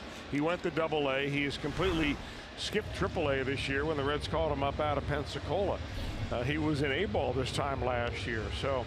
You know, signed a little bit late as far as, you know, foreign international free agent sign. He signed when he was 19, but man, he comes with a rocket arm, a real understanding about changing speeds and improving breaking ball, and just a super clean delivery and great mound presence. And I think all of those things together, for me, project him to be a, you know, very close to the top of the rotation kind of pitcher.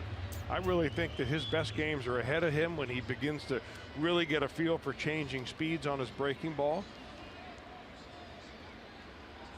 And I'm delighted to see him do it against his former team, at least his former organization. Here's Mike Aviles, who will pinch hit for Straley, hitting in the 9th spot in the order. So Straley's day is done. 2 runs, 7 hits allowed. He exits trailing 2-0. And Aviles will pinch hit here to start the 6th. Yeah, and give credit where credit is due. When the Reds made the deal, I mean, the Reds did their homework, organizationally speaking, and they picked up 2 fine arms that have contributed this year. And I know when the deal was made, I talked to Jack McKeon, the former Cincinnati manager, now a special assistant to the owner here, and he said, if the Reds are smart, they'll start him in the minor leagues, put him in the rotation in Triple-A, and by August he'll be in your rotation in the major leagues. And as usually is the case, Jack was right. Well, he's been very efficient, and I mean, that's part of going deep into a ball game nowadays. He's only thrown 68 pitches total. And here he is in the 6th inning. How many times have we seen these young pitchers, when they get through 5 innings, they're pushing the 100 pitch mark, and you've got to go to the bullpen whether they're throwing a good game or not. Right now has been a complete day off so far for that Reds bullpen, and they could use one. That needs it. 2 balls, 2 strikes to Aviles. Good place to pitch. Aviles, he's a guy that loves the ball on the inner part of the plate. Kind of has a little bit of an open stance and never really closes it up completely. Short arms, tough guy to get in on.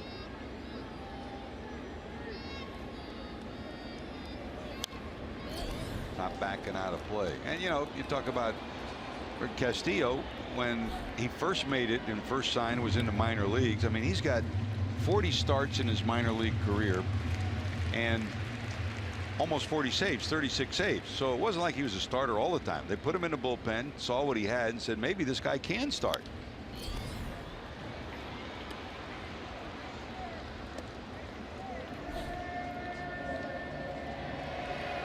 Is there a end game, Chris? You know, we talk about Raisel Iglesias, Michael Lorenzen, Aroldis Chapman, you know, guys who you think maybe can start. You put them in the bullpen. Here's the 3-2. That's on the outside corner. Wow. 97. He dotted the I, didn't he? Aviles thought it was low. He was on his way to first base.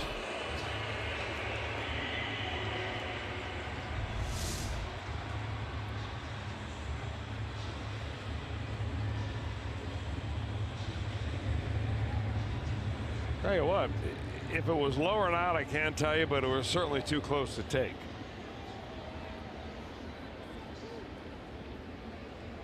As Doug Harvey would say, that was a quarter of an inch in the strike zone, right? How do you argue with that? One away. Strikeout number 3 for Castillo. But is there a point in time, you know, with Chapman, the Reds had planned to use him as a starter. They needed a closer. And after, is it 1 year, 2 years? I mean, look at Dave Urghetti. You know, he was a starter, then a closer. They talked about bringing him back. Once you get to a point, you can't bring him back, can you? I think you can always bring him back, George. I think that's some of the most overthought things in baseball about how you need to stretch your relievers out and get them up to a certain pitch count and so on. Well, you know, half the starters you're running out there aren't getting past the 4th inning anyway. So what does it matter? I think eventually those that are selected to be starters are going to weed themselves out. And you're going to find the guys that rise to the top and the guys that hang in there in a AAA for a few years, and then the guys that wash out completely. It's just a natural evolution. 3-0 to Gordon. That's a strike. I mean, there may be certain guys in the organization that you prefer to see succeed more than others. Maybe they're high-round draft picks. Maybe they're free agents that you spent more money on. But the bottom line is what they do up here will determine whether they're going to hang around or not. Well, the first time today, D. Gordon is on. A free pass to Gordon. That is the first walk allowed by Castillo to the wrong guy. 38 stolen bases. 1 out, 1 on, and here's A.J. Ellis, the number 2 batter.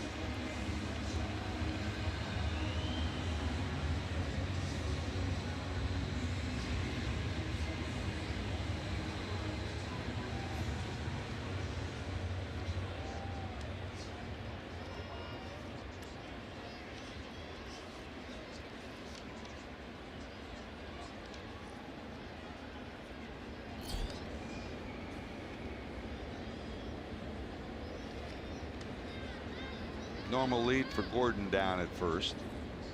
Right by the cutout. Not going anywhere. Change up, strike 1.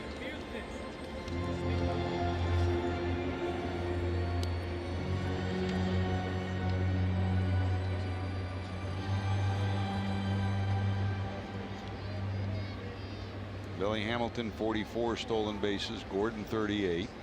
Trey Turner on the disabled list with 35. VR, last year's champion, 20 stolen bases.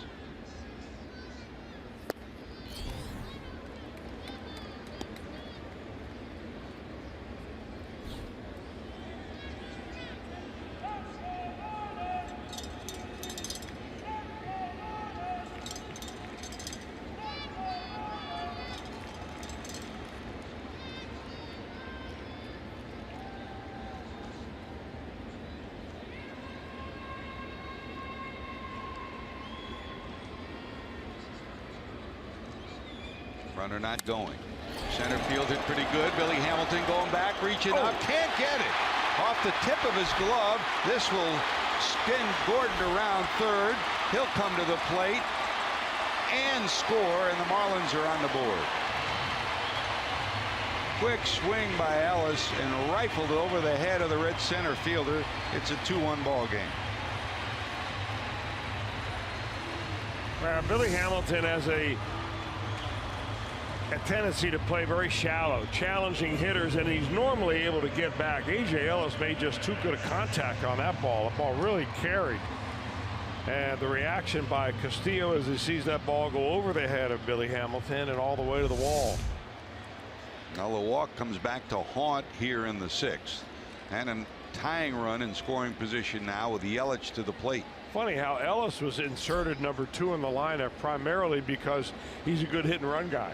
and they thought they're not going to be able to steal against Castillo, but they might be able to use the hit and run if D. Gordon gets on base. Well, that was Ellis hit and D. Gordon run all the way from first to home. Yeah, they made it a lot closer than I thought it was going to be on the throw to the plate, with Gordon's speed and the fact that went all the way to the wall. Yelich bounced out twice, once to first, once to second. Not much speed at second in the Marlins catcher A.J. Ellis.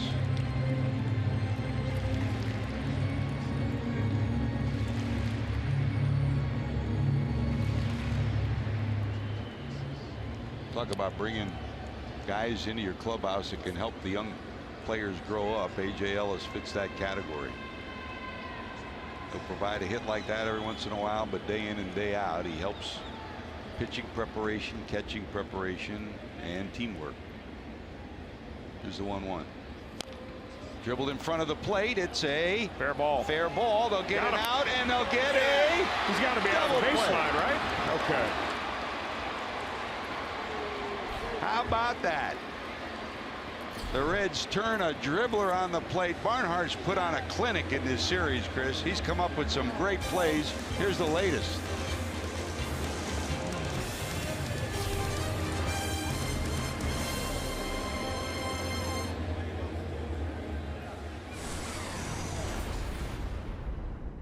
Moment sponsored by Miller Lite. Boy, what a series Tucker Barnhart's had, Chris. He pounces on this. The ball's on the plate. He tags out Yelich and then gets the out at third.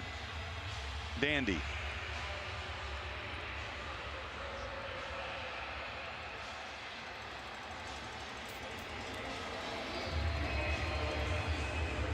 Couldn't do much better than that. Well, he threw out D. Gordon a couple of times in the first game of this series. So, I mean, he has had an exceptional defensive series, has Tucker Barnhart, and you really would expect nothing else from Barnhart. I mean, he's as good as they get behind the plate. Here's the lefty Cervenka for the second time in this series. This bullpen has bounced around, and now there is no longer a man in the bullpen that has a save on the season with the DL, the trades of this week. Brad Ziegler activated. He's now the closer on this club. So Hunter Cervenka will take over as we go to the top of the order in the 7th inning. Left-hander from Baytown, Texas. Working in only his 3rd game of the year, at least up here at the big league level. He combined for 68 games last year between Atlanta and 18 here in Miami. Hamilton 1 for 3, an infield hit and 2 pop-ups, 1 to the third baseman and 1 to the shortstop. Cervenka's been that left-hander that the Reds over the years have seen. In fact, he has never given up a run against the Reds. 7 games, 5 1/3 innings pitched against Cincinnati.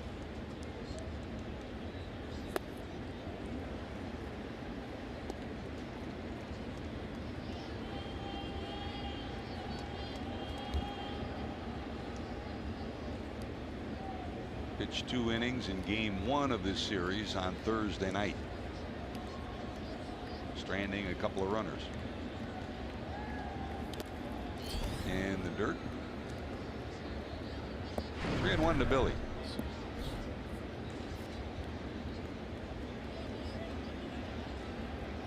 Reds head out of town after today's ball game. Off day in Pittsburgh tomorrow. And then a 3-game set against the Buccos. A tie ball 4. Reds get the leadoff hitter on. Let's see if, as D. Gordon did, Billy Hamilton can push the Reds offense here in the top of 7. Well, he broke a record of sorts for himself yesterday when he walked against a left-hander for the first time since last August. And he gets another walk today against a left-hander. So Billy Hamilton beginning to shrink the strike zone, and that's a good thing. 1-run game now. You got to figure he's going to be off as soon as he can.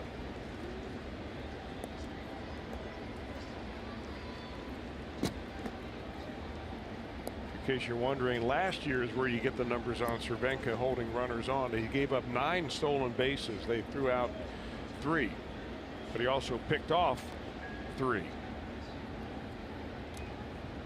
And that's the one-way lead. This is really a good idea by Billy Hamilton. You get a really big lead over there, right? And then you know that he's probably coming to first base because you have a big lead. So you go back to the bag so you can kind of size him up a little bit. They call that a one-way lead. Cervenka to the stretch. He'll go over again. Every time he goes over, he gives a little look to Freddie Benavides, who also is responsible for, you know, detecting the pickoff moves of the opposing pitchers.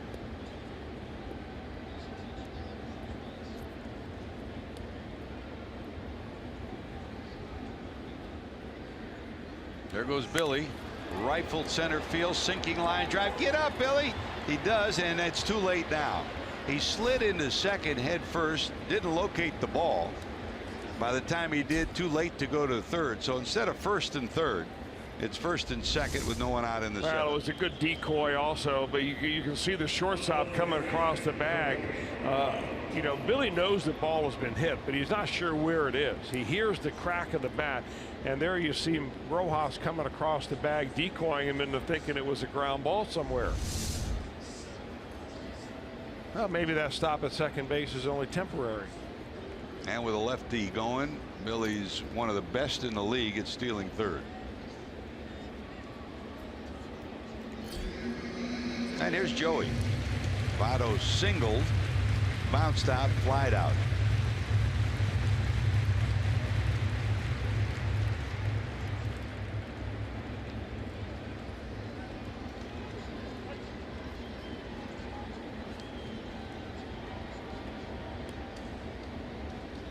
Against Cervenka, Votto's 1 for 1.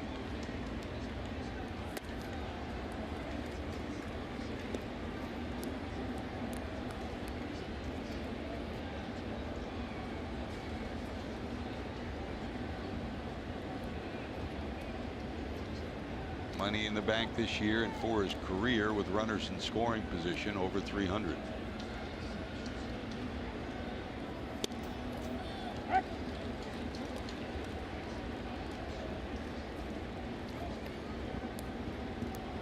With the runner on first and no one out, middle of the infield double play depth, so the shortstop Rojas only a step or two behind Billy, so he can't get a big lead off second.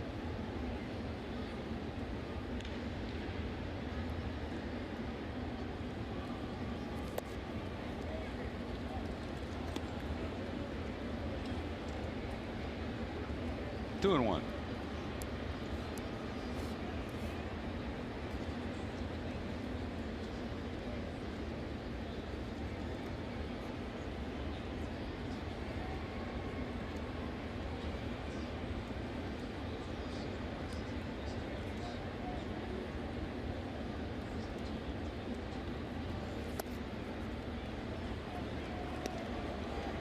And a 3-ball count to the Reds first baseman. 3-1 with Duvall on deck.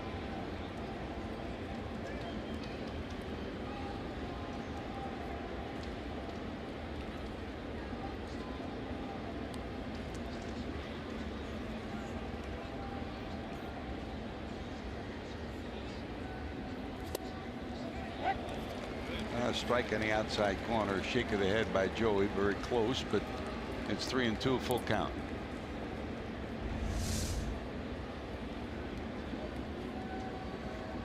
Oh, no wonder Joey's upset.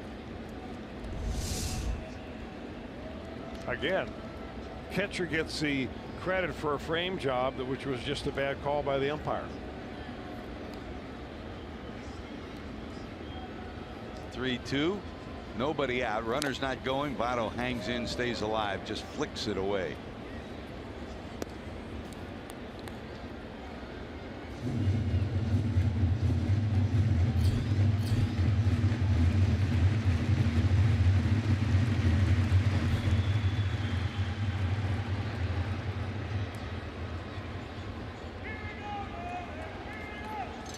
Two runs, 8 hits for the Reds, a run, 3 hits for Miami. Votto trying to find a way to get Hamilton home and get that 2-run lead back again.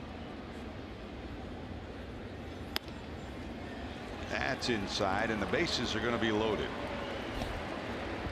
A walk, a single, and a walk. And here comes Adam Duvall. And here comes Don Mattingly.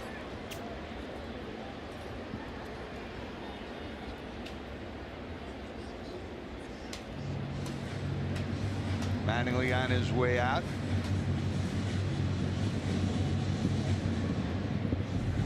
And he's made his move to the bullpen. Time for our Skyline Chili call to the bullpen. You're watching Reds baseball on Fox Sports Ohio.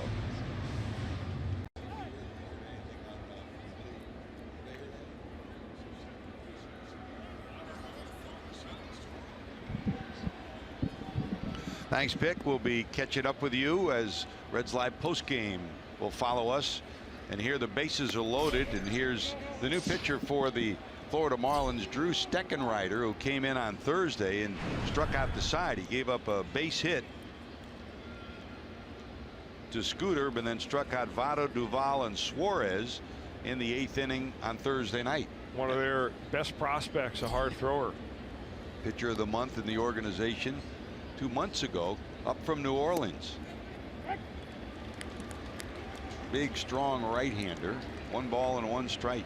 So Cervenka, 2 walks and a base hit, has loaded the bases, and the Reds trying to cash in on it here in the top of 7. Adam Duvall struck out, popped out, struck out.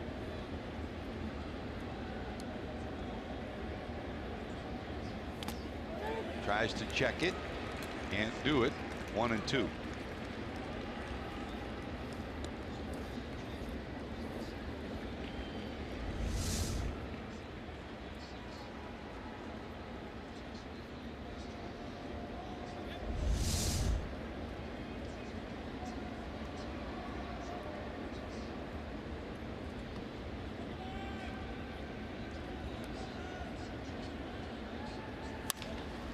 Dribble towards short, chance for 2, 6-4, not in time to first, and the Reds will get a run out of it.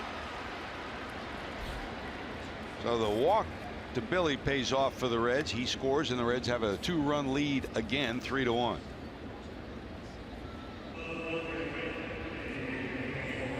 So by being able to beat out the double play, Duvall picks up an RBI. Run's going to score either way, but that was a good hustle down the line.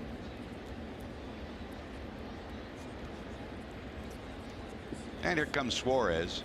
Walk, fly ball out, and a single to left field in the 6th.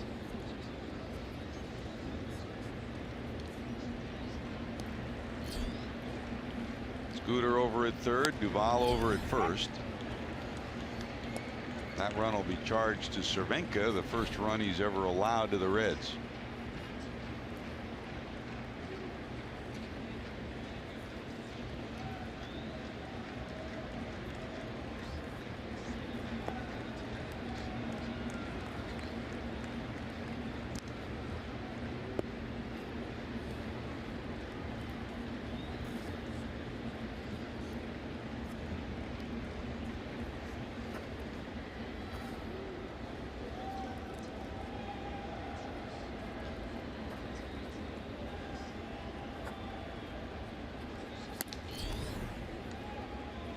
He'll hold on it. A ball and a strike to the Reds' third baseman. In Pittsburgh, it'll be Homer Bailey on Tuesday. Reds Live Tuesday, Wednesday, Thursday at 6:30. The game will follow. Bailey against Jamison Tyone.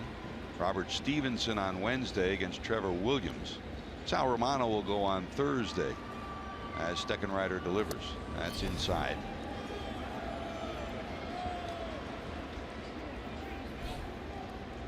And the Reds are home next weekend against the Cardinals.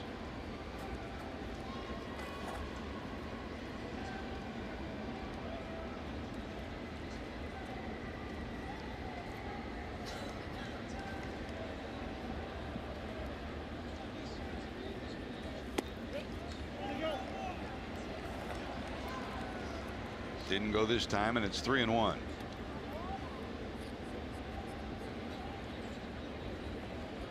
Got Schebler on deck.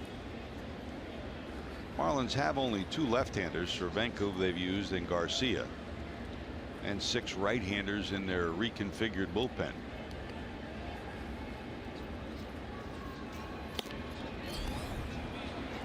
And there's ball 4. The bases are loaded again. It's the 3rd walk in the inning. Combine that with a base hit and a ground out, and the Reds have plated a run. The bases loaded again, and here comes Schebler.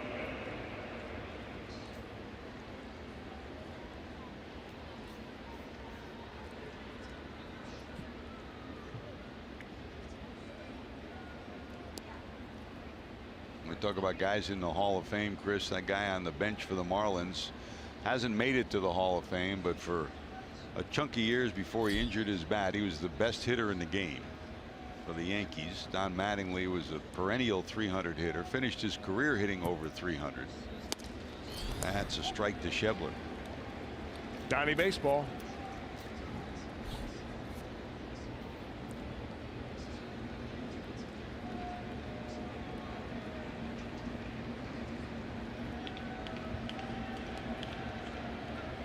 Schebler, 3 fly balls to right. This one slapped the other way, and it's 0-2.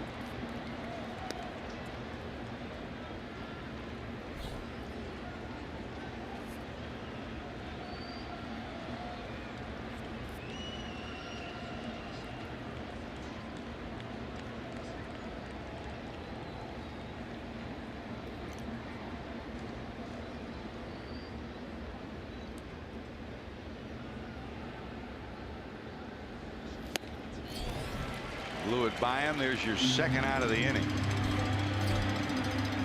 That's what the Marlins like about this big right-hander, huh? Yeah, you got to like that. I mean, he comes right after him in 3 pitches, comes up with a perfect spot right there. You know, one of those that looks good enough coming out of the hand that you can't take the risk of taking that pitch, but when you cut it loose, it's awfully difficult to get the bat on it. 26 appearances at New Orleans and an ERA of 1.6.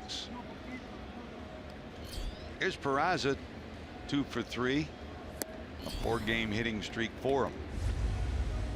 Got kind of an easy delivery too. I can't say it's as effortless as is the delivery of Luis Castillo, but clean, coming out with some action.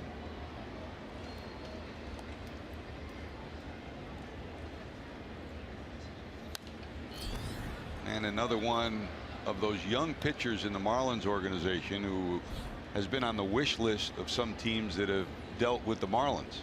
Well, given their history, he's available. Ball and a strike to Peraza, single to left back in the 2nd, and scored. Led off the 4th with a base hit to center and fly to center his last time up.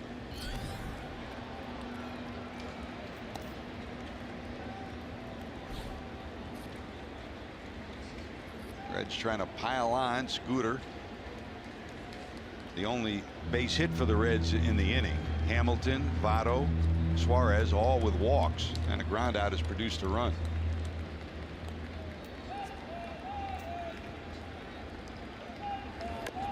That got him on the hand? I guess not. Or did it hit the bat? I don't know how he didn't get hit by it. It's a couple of times now that we've thought the Peraza has been hit by a pitch and wasn't. How did that miss him? Must have got the knob of the bat there. The knob of the bat, and probably the hand too. Oh, he got the hand off, and the bat was only in his right hand. Take one for the team, right? It's a run.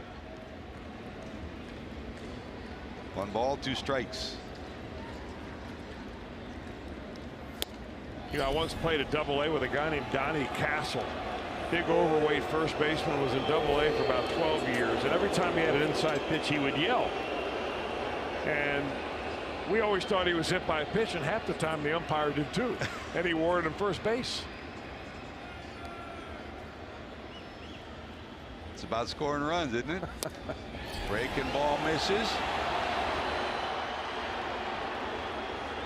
Peraza saying what he thought the pitch inside maybe he thought was called a ball. It's 3-2. He didn't realize maybe the ball did counts as a strike if it goes off the knob of the bat.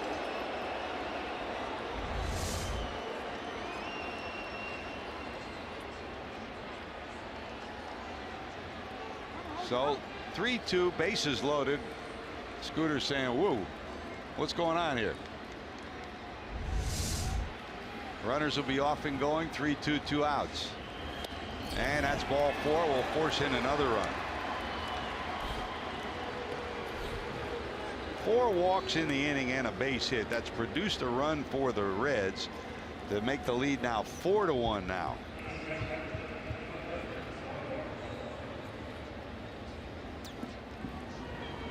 Don Mattingly getting a dose of what Brian Price has had a big dose of in recent days. Yeah, I think that after watching your team walk a run in, you want something stronger than water in that bottle. Now there's Tucker. Tucker singled in a run back in the second. Popped up and was intentionally walked. Go 1 for 2.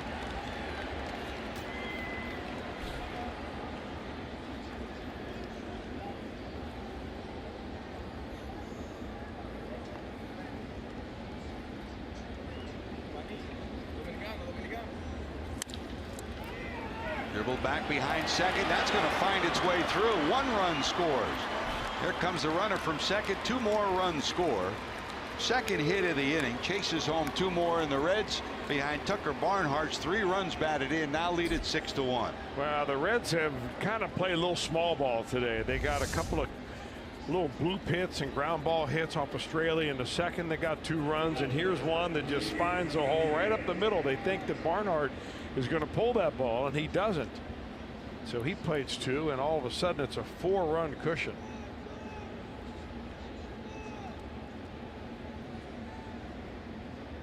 Four walks, 2 hits added up, and the Reds lead at 6-1. And here comes the pitcher Luis Castillo, the 9th to come to the plate in this inning.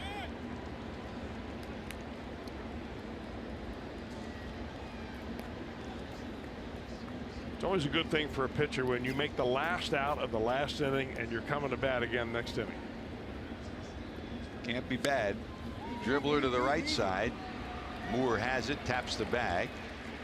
The Reds will strand a pair. They've stranded 9, but the big number that counts is 6. They lead at 6-1.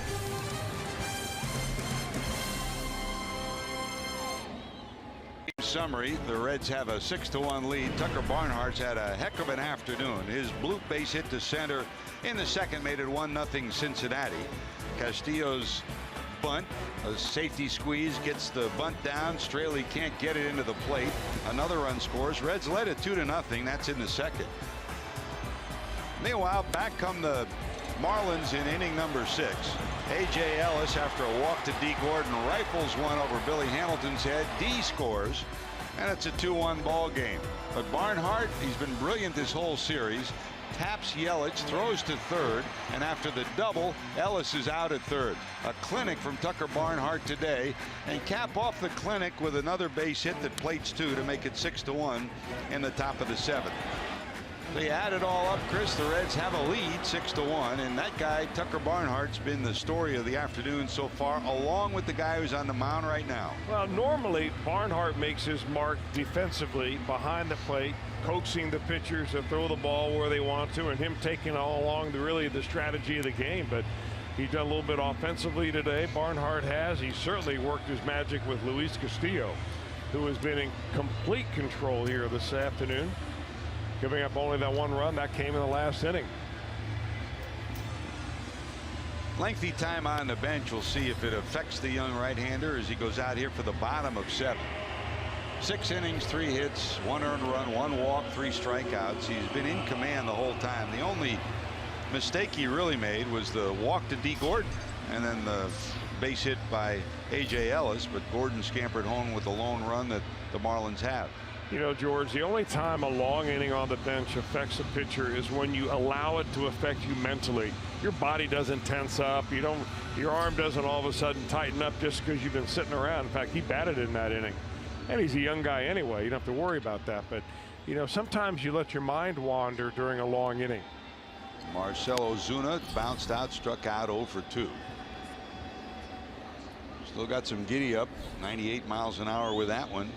Osuna, Dietrich, Tyler Moore, 4, 5, and 6 for Florida.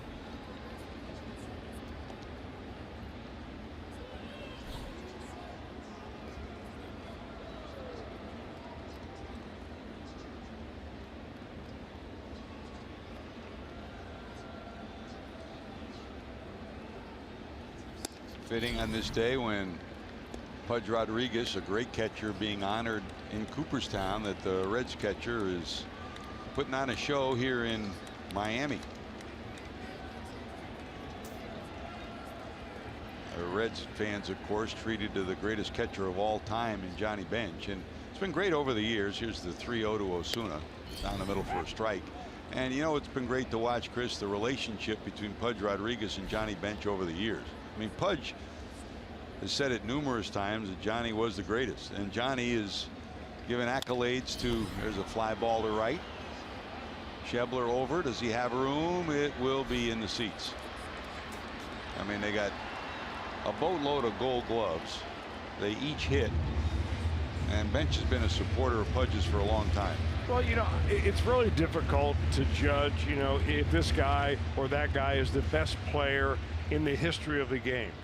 And that's basically what people have been saying about Johnny Bench for a long time, and I'll give that the okay. But certainly Pudge Rodriguez, the best catcher of his generation. Schebler turned around, back leaping up, and he holds on. Great play by Schebler. Off the right-hander's bat, it was curving away from him, so he got turned around, but still gets the glove up, flags it down. That prevents a double. Having a rough day at the plate, no problem. I still played good D.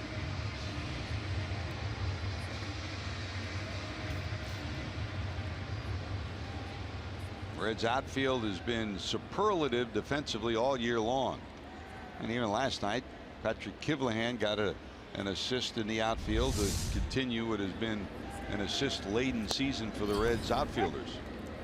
Schebler has 5, Hamilton has 9, Duvall has 8 assists on the year. Don't get much better than that. Speaking about Pudge Rodriguez again, George, I got to throw Yadier Molina right in the same conversation with Rodriguez. Off the end of the bat to center, here's Hamilton. Yeah, you know, Chris, up in Cooperstown this week, all the Hall of Famers get interviewed, and Pudge will be on the griddle tonight when they have the dinner and the Hall of Famers get to him. Johnny Bench was being interviewed. Watch this. I had to either. Yes, he is. I had to. God, who's this? Oh, that guy. My backup's here. Yeah. Everything good? It is, this interview. I mean, I was really in the middle of my cameo. He was nailed. They have a great respect between the two of them. And Pudge, of course, we were there in Texas, Chris. Remember when they honored Pudge for all his gold gloves when he tied Johnny Bench, and Johnny came into town. There's a bouncer foul, and the two have developed a great relationship over the years. Tonight is after the ceremonies are over. Pudge Rodriguez, Jeff Bagwell, and Timmy Raines will go to the dinner that takes place tonight at 6 o'clock after the ceremonies are over. Only Hall of Famers, and they grill the new guys. It's like being the rookie and, you know, singing a song. I mean, they get them. They get them. And especially if one of them speaks too long today, they'll be all over them. And Bench will be at the top of the list, guaranteed.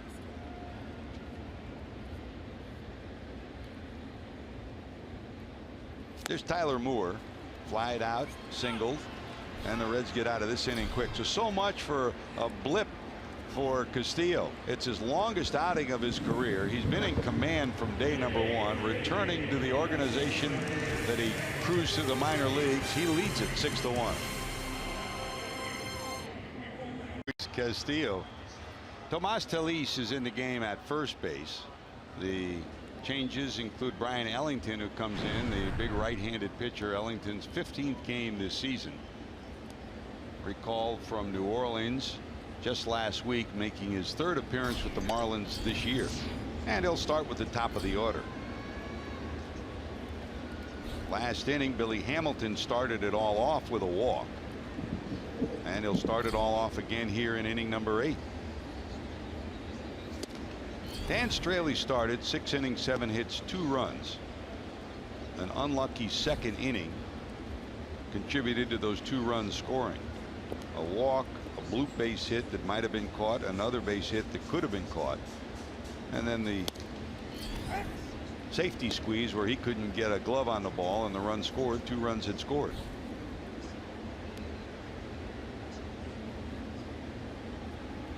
Ellington's got a big arm. a career high over 11 strikeout per 9 season. Down in New Orleans. Why shouldn't he smile? Electric arm, great smile. 3-1.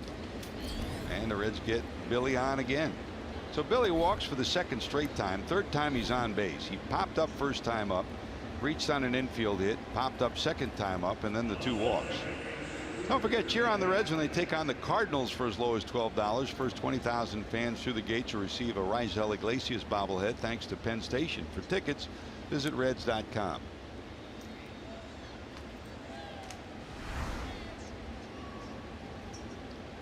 Here comes Scooter. He was glad to see Straley go. Straley struck him out twice. Since then, a fly ball deep to center and then a solid single to center in the 7th.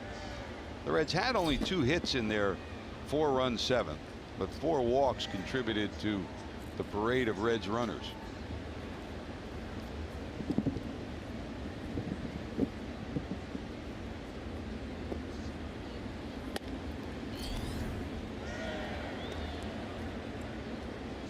That pitch is up high for ball 1.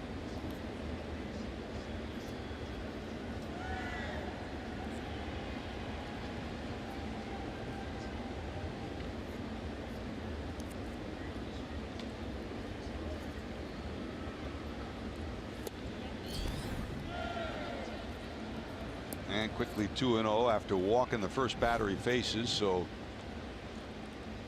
A.J. Ellis will go out and talk to his young right-hander. By the way, congratulations out to Bob Melvin. Chris won his 1,000th game as a manager last night. I didn't realize he hadn't won 1,000 yet. He's been around a long time. Very solid manager every place he's been. He picked up number 1,000 last night. Wasn't he the manager, George, that Brian Price was pitching coach under Arizona. at Phoenix with the Arizona Diamondbacks? Yep. And when he was fired midstream, Brian Price also said, you know what? I'm heading out of here with the guy I came with. Allegiance to a guy who he's very close with, has always been very close. I don't think anybody was happier in the game than Brian Price for Bob Melvin last night. Good baseball man. Yep. Bob Melvin and Brian Price too.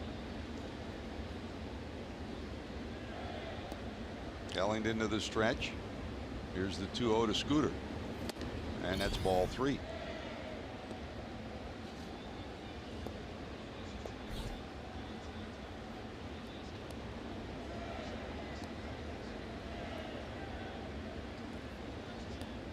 They still talk on a regular basis, especially during spring training, because they both train now in Arizona.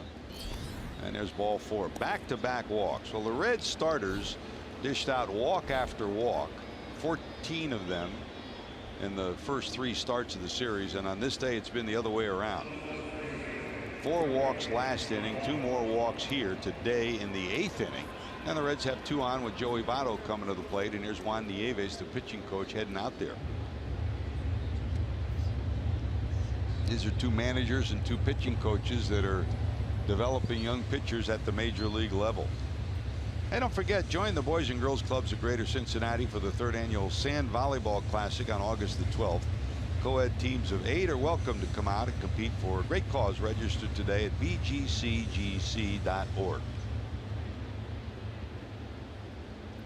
Here's Joey on base 2 more times today. Single in the first, ground out, fly ball out, and walked on a 3-2 pitch in the 7th.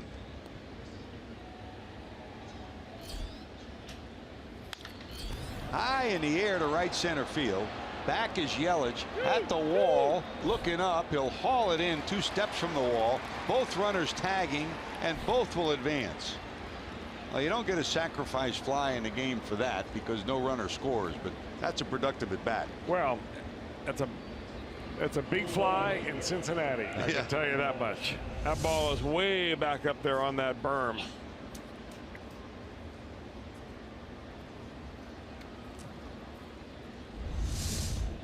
About 405 feet away. Yelich tracked it down. So runners at 2nd and 3rd now. First out of the inning, and here comes Adam Duvall with the infield in. The Marlins trailing by 5.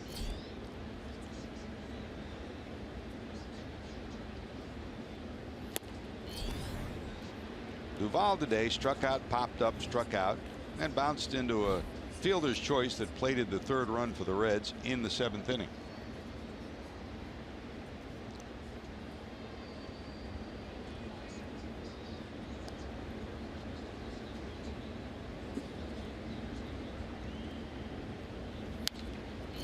Hop back and out of play, 0-2. Raisel Iglesias loosening for the Reds. Of course, on this string where the Reds have struggled, no leads, Iglesias, the closers, had infrequent opportunities, not just to close games, but to pitch. So Brian Price planned to give him work today either way.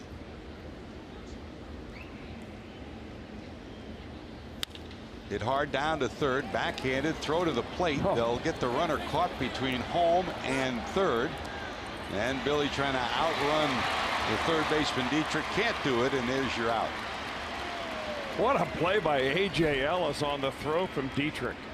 That ball, I mean, that play almost went sideways for the Marlins right there.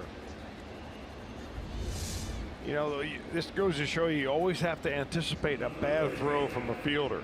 So Ellis is going to get the ball from the 3rd baseman after Duvall hits it down the line. And it's a one hop, and the bat is in the way too, but it somehow misses the bat. Ellis picks it, and they eventually get Billy Hamilton. And that's a picture perfect job by Ellis. We talked about Barnhart here, but you couldn't have done that play any better than Ellis did. Not just picking the ball out of the dirt, but your goal is to run the runner back to the previous base, not towards home plate, and he did it. You do it in 2 throws, you've done it well. Well, if you do it without the runner behind him advancing to the base, you've done a good job. So 2 away, and here's Suarez. Walk, fly ball out, single, and walk. And now 2 on and 2 out.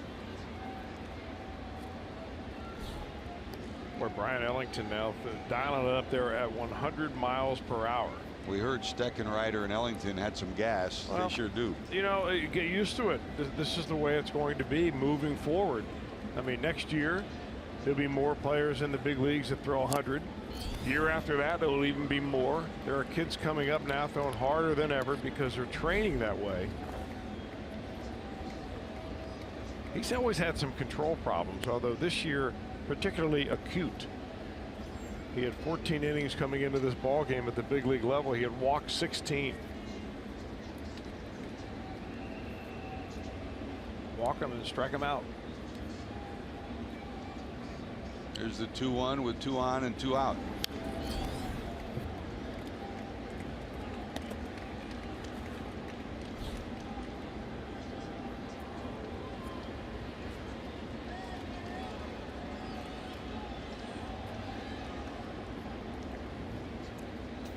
Juan Nieves in kind of the same mode right now that Mac Jenkins is in at the major league level, trying to develop young pitching, trying to teach them how to win at the major league level. Not easy to do. That's a call, strike 3. So a strikeout for Ellington. The Reds get a couple of walks, nothing to show for it. They still lead at 6-1 going to the bottom of 8. Everybody in baseball saddened on this day. We're regret to report to you that the great Lee May has passed away. Reds Hall of Famer with the Reds from 65 to 71. Yeah, big home run hitter, Chris, but Lee was bigger than home runs. His personality was bigger than his bat. He was always the star of a clubhouse, the star of a bench. And you know, over the years when you've been out at Reds training camp, when he's come to town, or we've been at Reds Fest, he always lights the room up, and that light dimmed somewhat today, but not forever, because Lee May will always be special to all of us. Lee May passed away this weekend at home. A guy that we all loved, and a guy that certainly has imprinted himself in Reds history. Well, George, you know, in my recollection as a youth, it seemed like every time Lee May came to the plate, he hit a home run. Yeah. You know, it would just seem like that on the radio, and most of the time with the bases loaded. And I had the pleasure, and I mean real pleasure, of being his travel partner over the last few years during the Reds Caravan when he was on it. And I'm telling you, man, he and Marty And, you know, Brandon Phillips was back with us in those days, and a number of other young players coming up through the organization. What a wonderful and very funny guy. I just loved every minute I ever spent with Lee May. Here's Ichiro 0 for 2. Swing and a miss, and he's retired, so first out of the 8th inning. And you know, Chris, some guys give it out, can't take it. Lee gave it out, he could take it too. He made every day a joy when you were around him, didn't he? The numbers can tell a small part of the Lee May story. The biggest part, that smile, the personality. And he watched games all the time. Now, how many times would he call us during a game, or we'd talk to him after a game and we'd joke about something we said or something that we'd nudge him about? He would joke, but he'd also he'd get the thumb on me a little bit, you know, especially when I would say something stupid, which would be fairly often. But just love Lee May, really. The Reds, he also played for the Astros. He's in the Baltimore Oriole Hall of Fame. And of course, he was with the Kansas City Royals. 2006, a Reds Hall of Famer, and will always be in our Hearts Hall of Fame. A big bopper from Birmingham. Big boppers will always have an imprint on all of us who he touched, and our condolences to family, friends, and to everyone certainly who has been a part of his imprint on the game. In fact, he and Pete Rose, I think, broke in together in 1961 when they both played for the Tampa Tarpons. Well, so much for losing some gas for Luis Castillo, huh? Strikes out the first 2 here in the 8th. And you know, you and I kind of wondered when the day started, would this maybe be the coming out performance for Luis Castillo as he went up against the guy he was traded for, and Dan Straley? Boy, he has lived up to the hype on this day. He's shown that he's a major leaguer.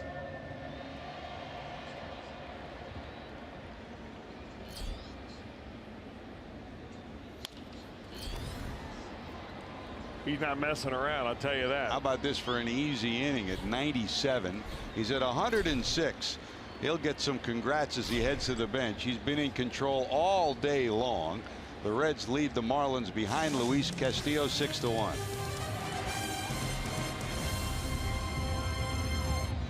Has been brought to you by Kroger. Stop by your neighborhood Kroger to save big store-wide. Great food, low prices, all at Kroger. By Cincinnati USA Regional Tourism Network. Stay close to CincinnatiUSA.com. And by Toyota. For over 30 offers, visit buyatoyota.com. Toyota, let's go places. The rising tide raises all boats. Well, the rising tide today is Luis Castillo, Chris, and boy, did he get congrats when he hit the bench. Mac Jenkins with a big hug. One by one, everybody got into this, huh? Well, he's got to feel very good. Mac Jenkins has to feel very good about the way he's pitched today. Finally, I think Ryan Price gets an outing from a starter that, you know, he doesn't have to warm the bullpen up in the 4th or 5th inning. And just goes to show you what you can do when you have a couple of different pitches you can throw over the plate. Top of 9, Schebler leads it off, bouncing out to second. Schebler 0 for 5. That guy's been the star today. The numbers for Castillo tell the story, but the way he's done it and the way he's presented himself, really, Chris, since you spent time with him in spring training and watching him, he's got a presence about him, doesn't he? Yeah, that is the thing that hit me most, George. I mean, there are a lot of kids you see in spring training with great arms, and they all seem to be throwing very hard down there in March when big leaguers are not really grinding out at bats.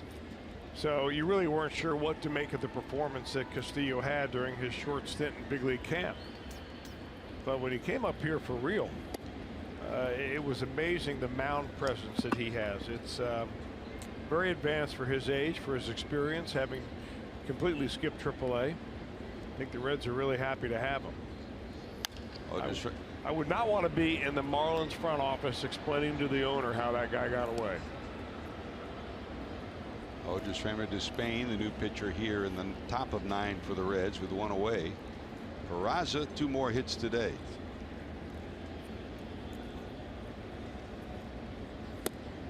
Breaking ball wide. You know, we've talked about Jeff Bagwell and about Pudge Rodriguez. Can't leave Tim Raines off the list today, Chris.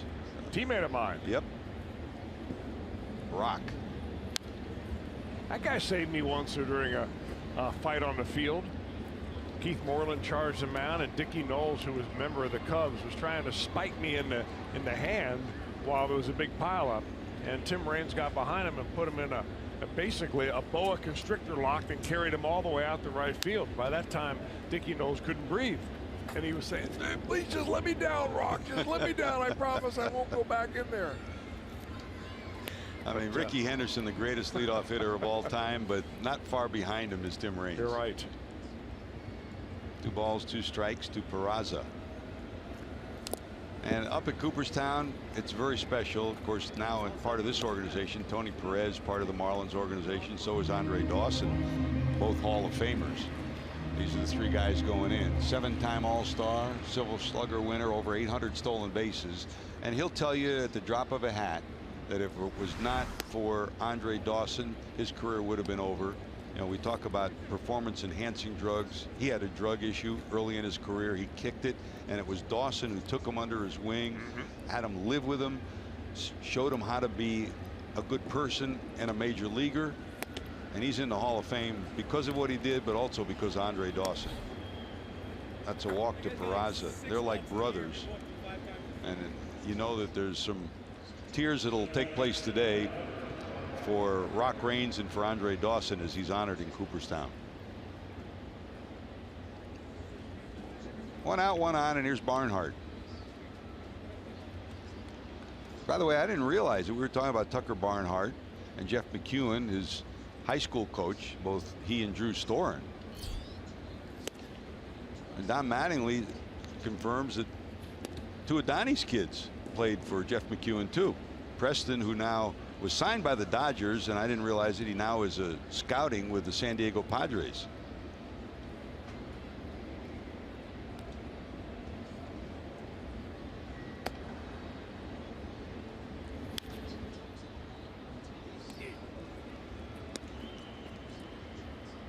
All right, Chris, we alluded to it earlier. What's happened in the water since the All-Star break? Well, you know, I think for Peraza, you know, it comes with hits too. So you have a little more confidence at the plate. You realize that, you know, what Don Long has been preaching to him about making sure that you get strikes to hit. You know, it takes confidence to be able to do that. And he's walked twice today. Billy Hamilton has walked twice today. Each of them are their both last 2 at bats. So that's a step in the right direction. Barnhart, 3 runs batted in on the day, 2 hits, 2 for 3. High fly ball to right. Ichiro going over. He's got room. He has it. There's your 2nd out of the inning. Hey, be there when the Ohio Lottery postgame concert series continues with Flo Rida Friday, August the 4th at Great American Ballpark. See Flo Rida perform chart-topping hits including My House, Low, Cake, and a whole lot more. Don't miss Flo Rida live at the ballpark. For tickets, visit reds.com/concerts. There's Patrick Kivihan, who started last night's ball game, hitting for Castillo here in the top of 9. Iglesias had been loosening for the Reds in the bullpen. Doesn't get a chance to start that off, and came up with a great defensive play last night to nail D. Gordon trying to stretch a single into a double.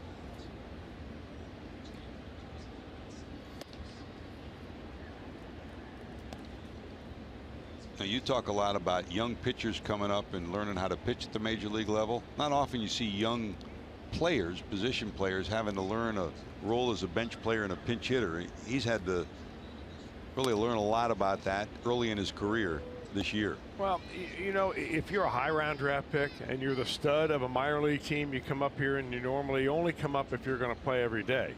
But if you're not that player in the minor leagues, then there's a likelihood that you're not going to be that player in the major leagues. So you're going to come up and you're going to be a bench player. You're going to play less than you did down in the minors, but it's something that you have to figure out how to do it.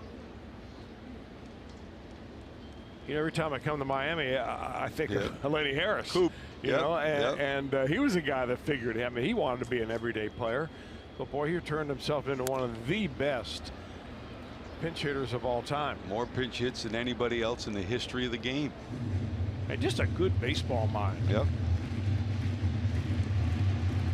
Been a coach at the major league level. And another guy who lights up a room every time he walks into it. Still got his socks? He's got mine. Swing and a miss. Kivlian retired. We're going to the bottom of 9. Last roundup for the Marlins. Luis Castillo's been the star. The Reds lead at 6-1. Need. Reds Live, presented by Ray St. Clair Roofing, prior to every Reds game. And don't forget, coming up, Reds Live post game. We'll wrap up this one for you and head to the airport, head to Bucko Town, Chris. Homer Bailey, Robert Stevenson, and Sal Romano for the Reds Tuesday, Wednesday, Thursday after an off day tomorrow.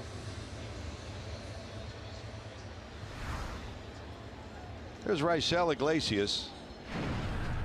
He'll try to wrap things up in inning number 9. 6 runs, 9 hits, no errors for the Reds. There's a bouncer into center, a base hit. D. Gordon had lined out twice, walked, and scored a run, and here he gets his first hit of the day, a base hit to start the 9th to center field.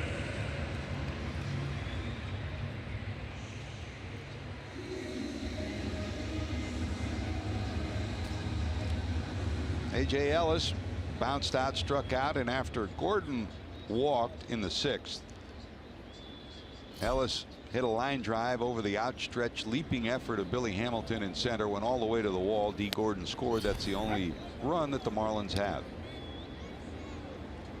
If you joined us late, Dan Straley started 6 innings, 7 hits, 2 runs. He was victimized in the 2nd.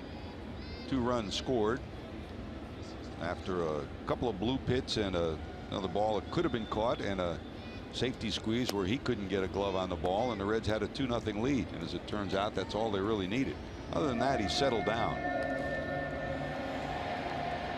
And you got to imagine, Chris, that Dan Straley is still very much in play in the final 30+ hours or so heading into this trading deadline. You know, it's really hard nowadays, George, to gauge the interest in certain players, except that you read, you know, there are websites devoted to trade rumors. Yep. And, you know, in most 90% of the time they're wrong. So I tend not to pay a whole lot of attention until I read the official release. Well, Dick Williams and all his folks are gathered in Cincinnati and looking at possibilities. You know, and I mean, we all talk to scouts, and the people that we've talked to, I mean, everybody's knocking on the door. They'd love to get this guy, Raisel Iglesias, so they'd love to get Lorenzen. But if you're rebuilding, no matter how good a deal looks, would you deal one of those two? And of course, Zach Cozart was a possibility, but now with the injury on the disabled list, the 10-day DL, not likely. But there are some other pieces.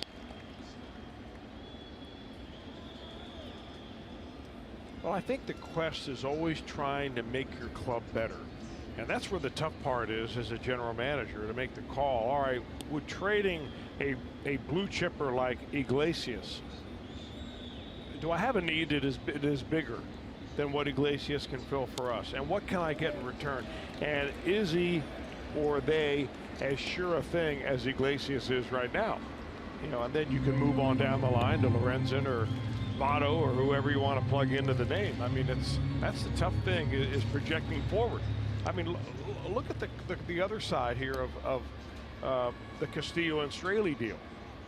I mean, Castillo comes in here and completely dominates the Marlins, and they're a team that needs starting pitching as desperately as anybody.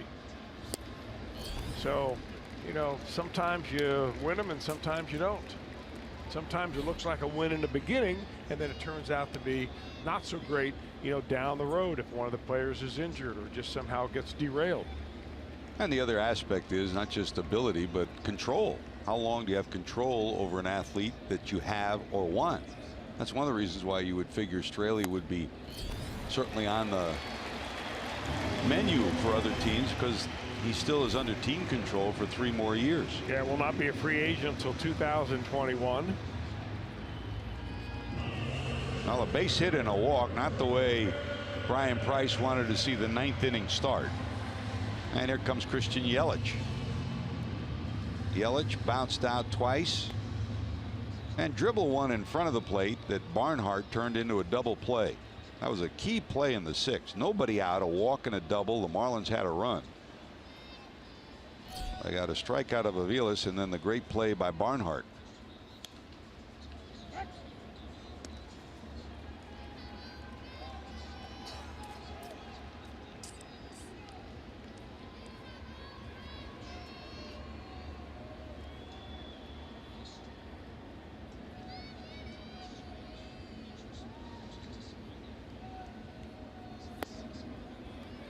Down and in, 1-1.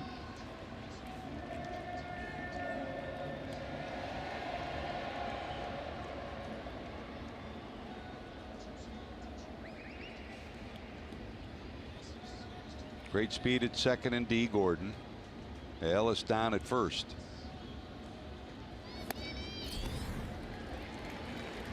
And behind in the count again is Iglesias. Reds double play depth, middle of the infield. Votto playing behind the runner at first.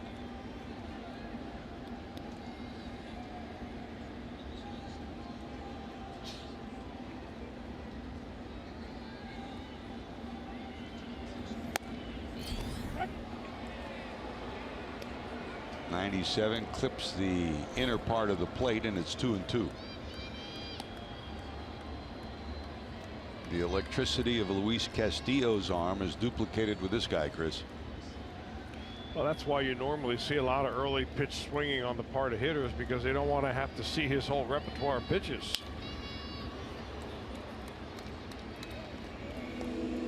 I mean, it's the real intriguing thing about Iglesias is that, you know, if, and I guess it's a big if, his arm could withstand, you know, throwing 100 to 115 pitches every 5 days. I mean, his stuff translates as a Pedro Martinez type starter. But he has to be committed mentally, and then his body has to be able to withstand it. But man, oh man, I mean, he's got plenty of tools to get lefties and right-handers out and do it easily. Nasty. Way out in front is Yelich. That's strikeout number 1, out number 1. And it takes a vision. I mean, a vision of someone who knows pitching and someone who knows mechanics. Turns that one over on the outside corner. Change up, swing and a miss. There's out number 1. I mean, you talk about Pedro Martinez. There were people in the Dodger organization who believed very wholeheartedly that he was going to be a big winner. I mean, his brother Ramon would sing praises of Pedro, and the feeling was he was small, diminutive, that he'd never be able to stand up to the punishment of starting. Ramon Martinez told everybody stick with him. Dave Wallace, who ran the minor league system there, said stick with him. But other folks said, no, we'll deal him. Well, he's in the Hall of Fame. He's up in Cooperstown this weekend.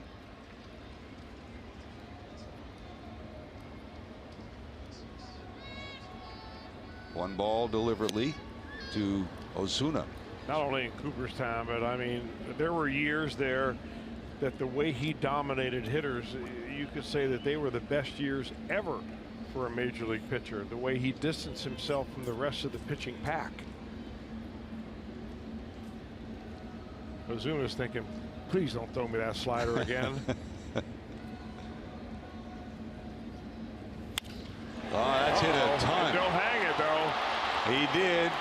He hung it. He ripped it. Marcell Ozuna hits his 24th homer.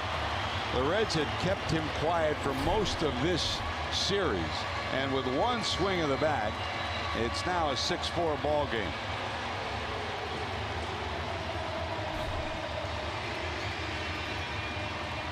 Really, what I meant to say was, don't throw me the good one again.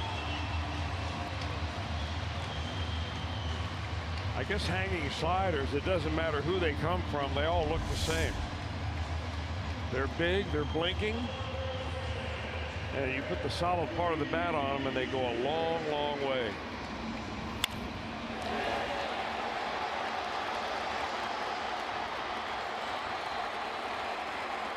Over the baseball sculpture in center field, onto the walkway.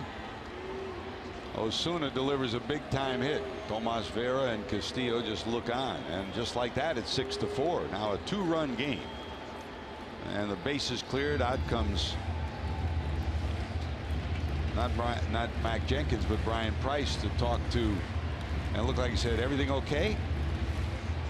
Well, he wants to make sure he is all right here. Let's go.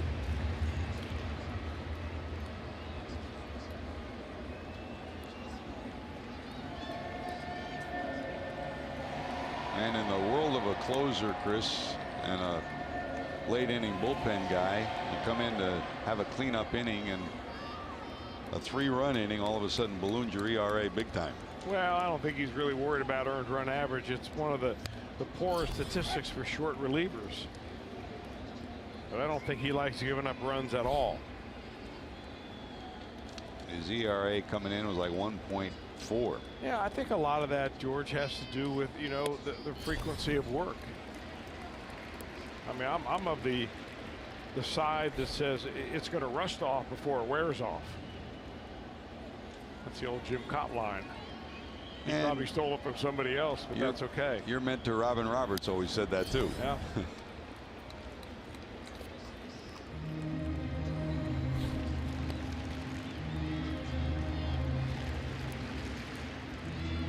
Two balls, 2 strikes to Dietrich.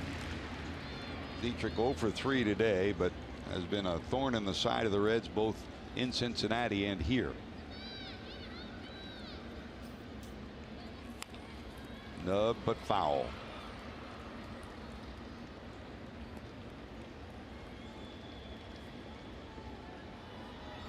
And with Dietrich at the plate, JT Realmuto has moved into the on-deck circle. Big time threat there.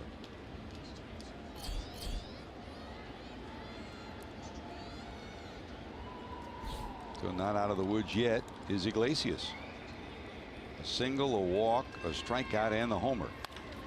That's hit high in the air. Going back is Schebler. It's going to stay in the park, though. He just missed that.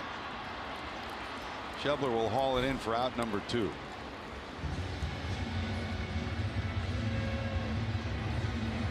You've talked a lot about it, Chris. That slider, if it's down, either way, is not going out of the park the one Osuna hits. It's not just pitch selection, it's pitch location. Yeah, and it's finishing the pitches, and it's having feel, and you know there are a lot of things that go into it. It's certainly easy to sit on your couch and watch it from the center field camera and say, how can you throw that pitch there?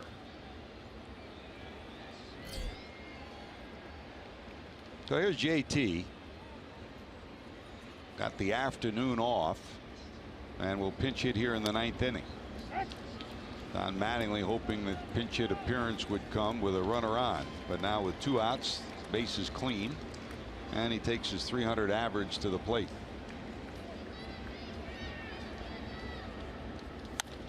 Bounce down to second. Scooter scoops, and that'll do it. So a little trepidation in the 9th, but this day belongs to that guy right there, Luis Castillo. Brilliant, Chris. The Reds hang on for a 6-4 victory. Tucker Barnhart provides the offense. Castillo, returning to the team that he toiled for in the minor leagues, has an outstanding performance, and the Reds have won this one by a final score of 6-4. I get the feeling we're going to see a whole lot more out of just like this out of Luis Castillo. A lot to love.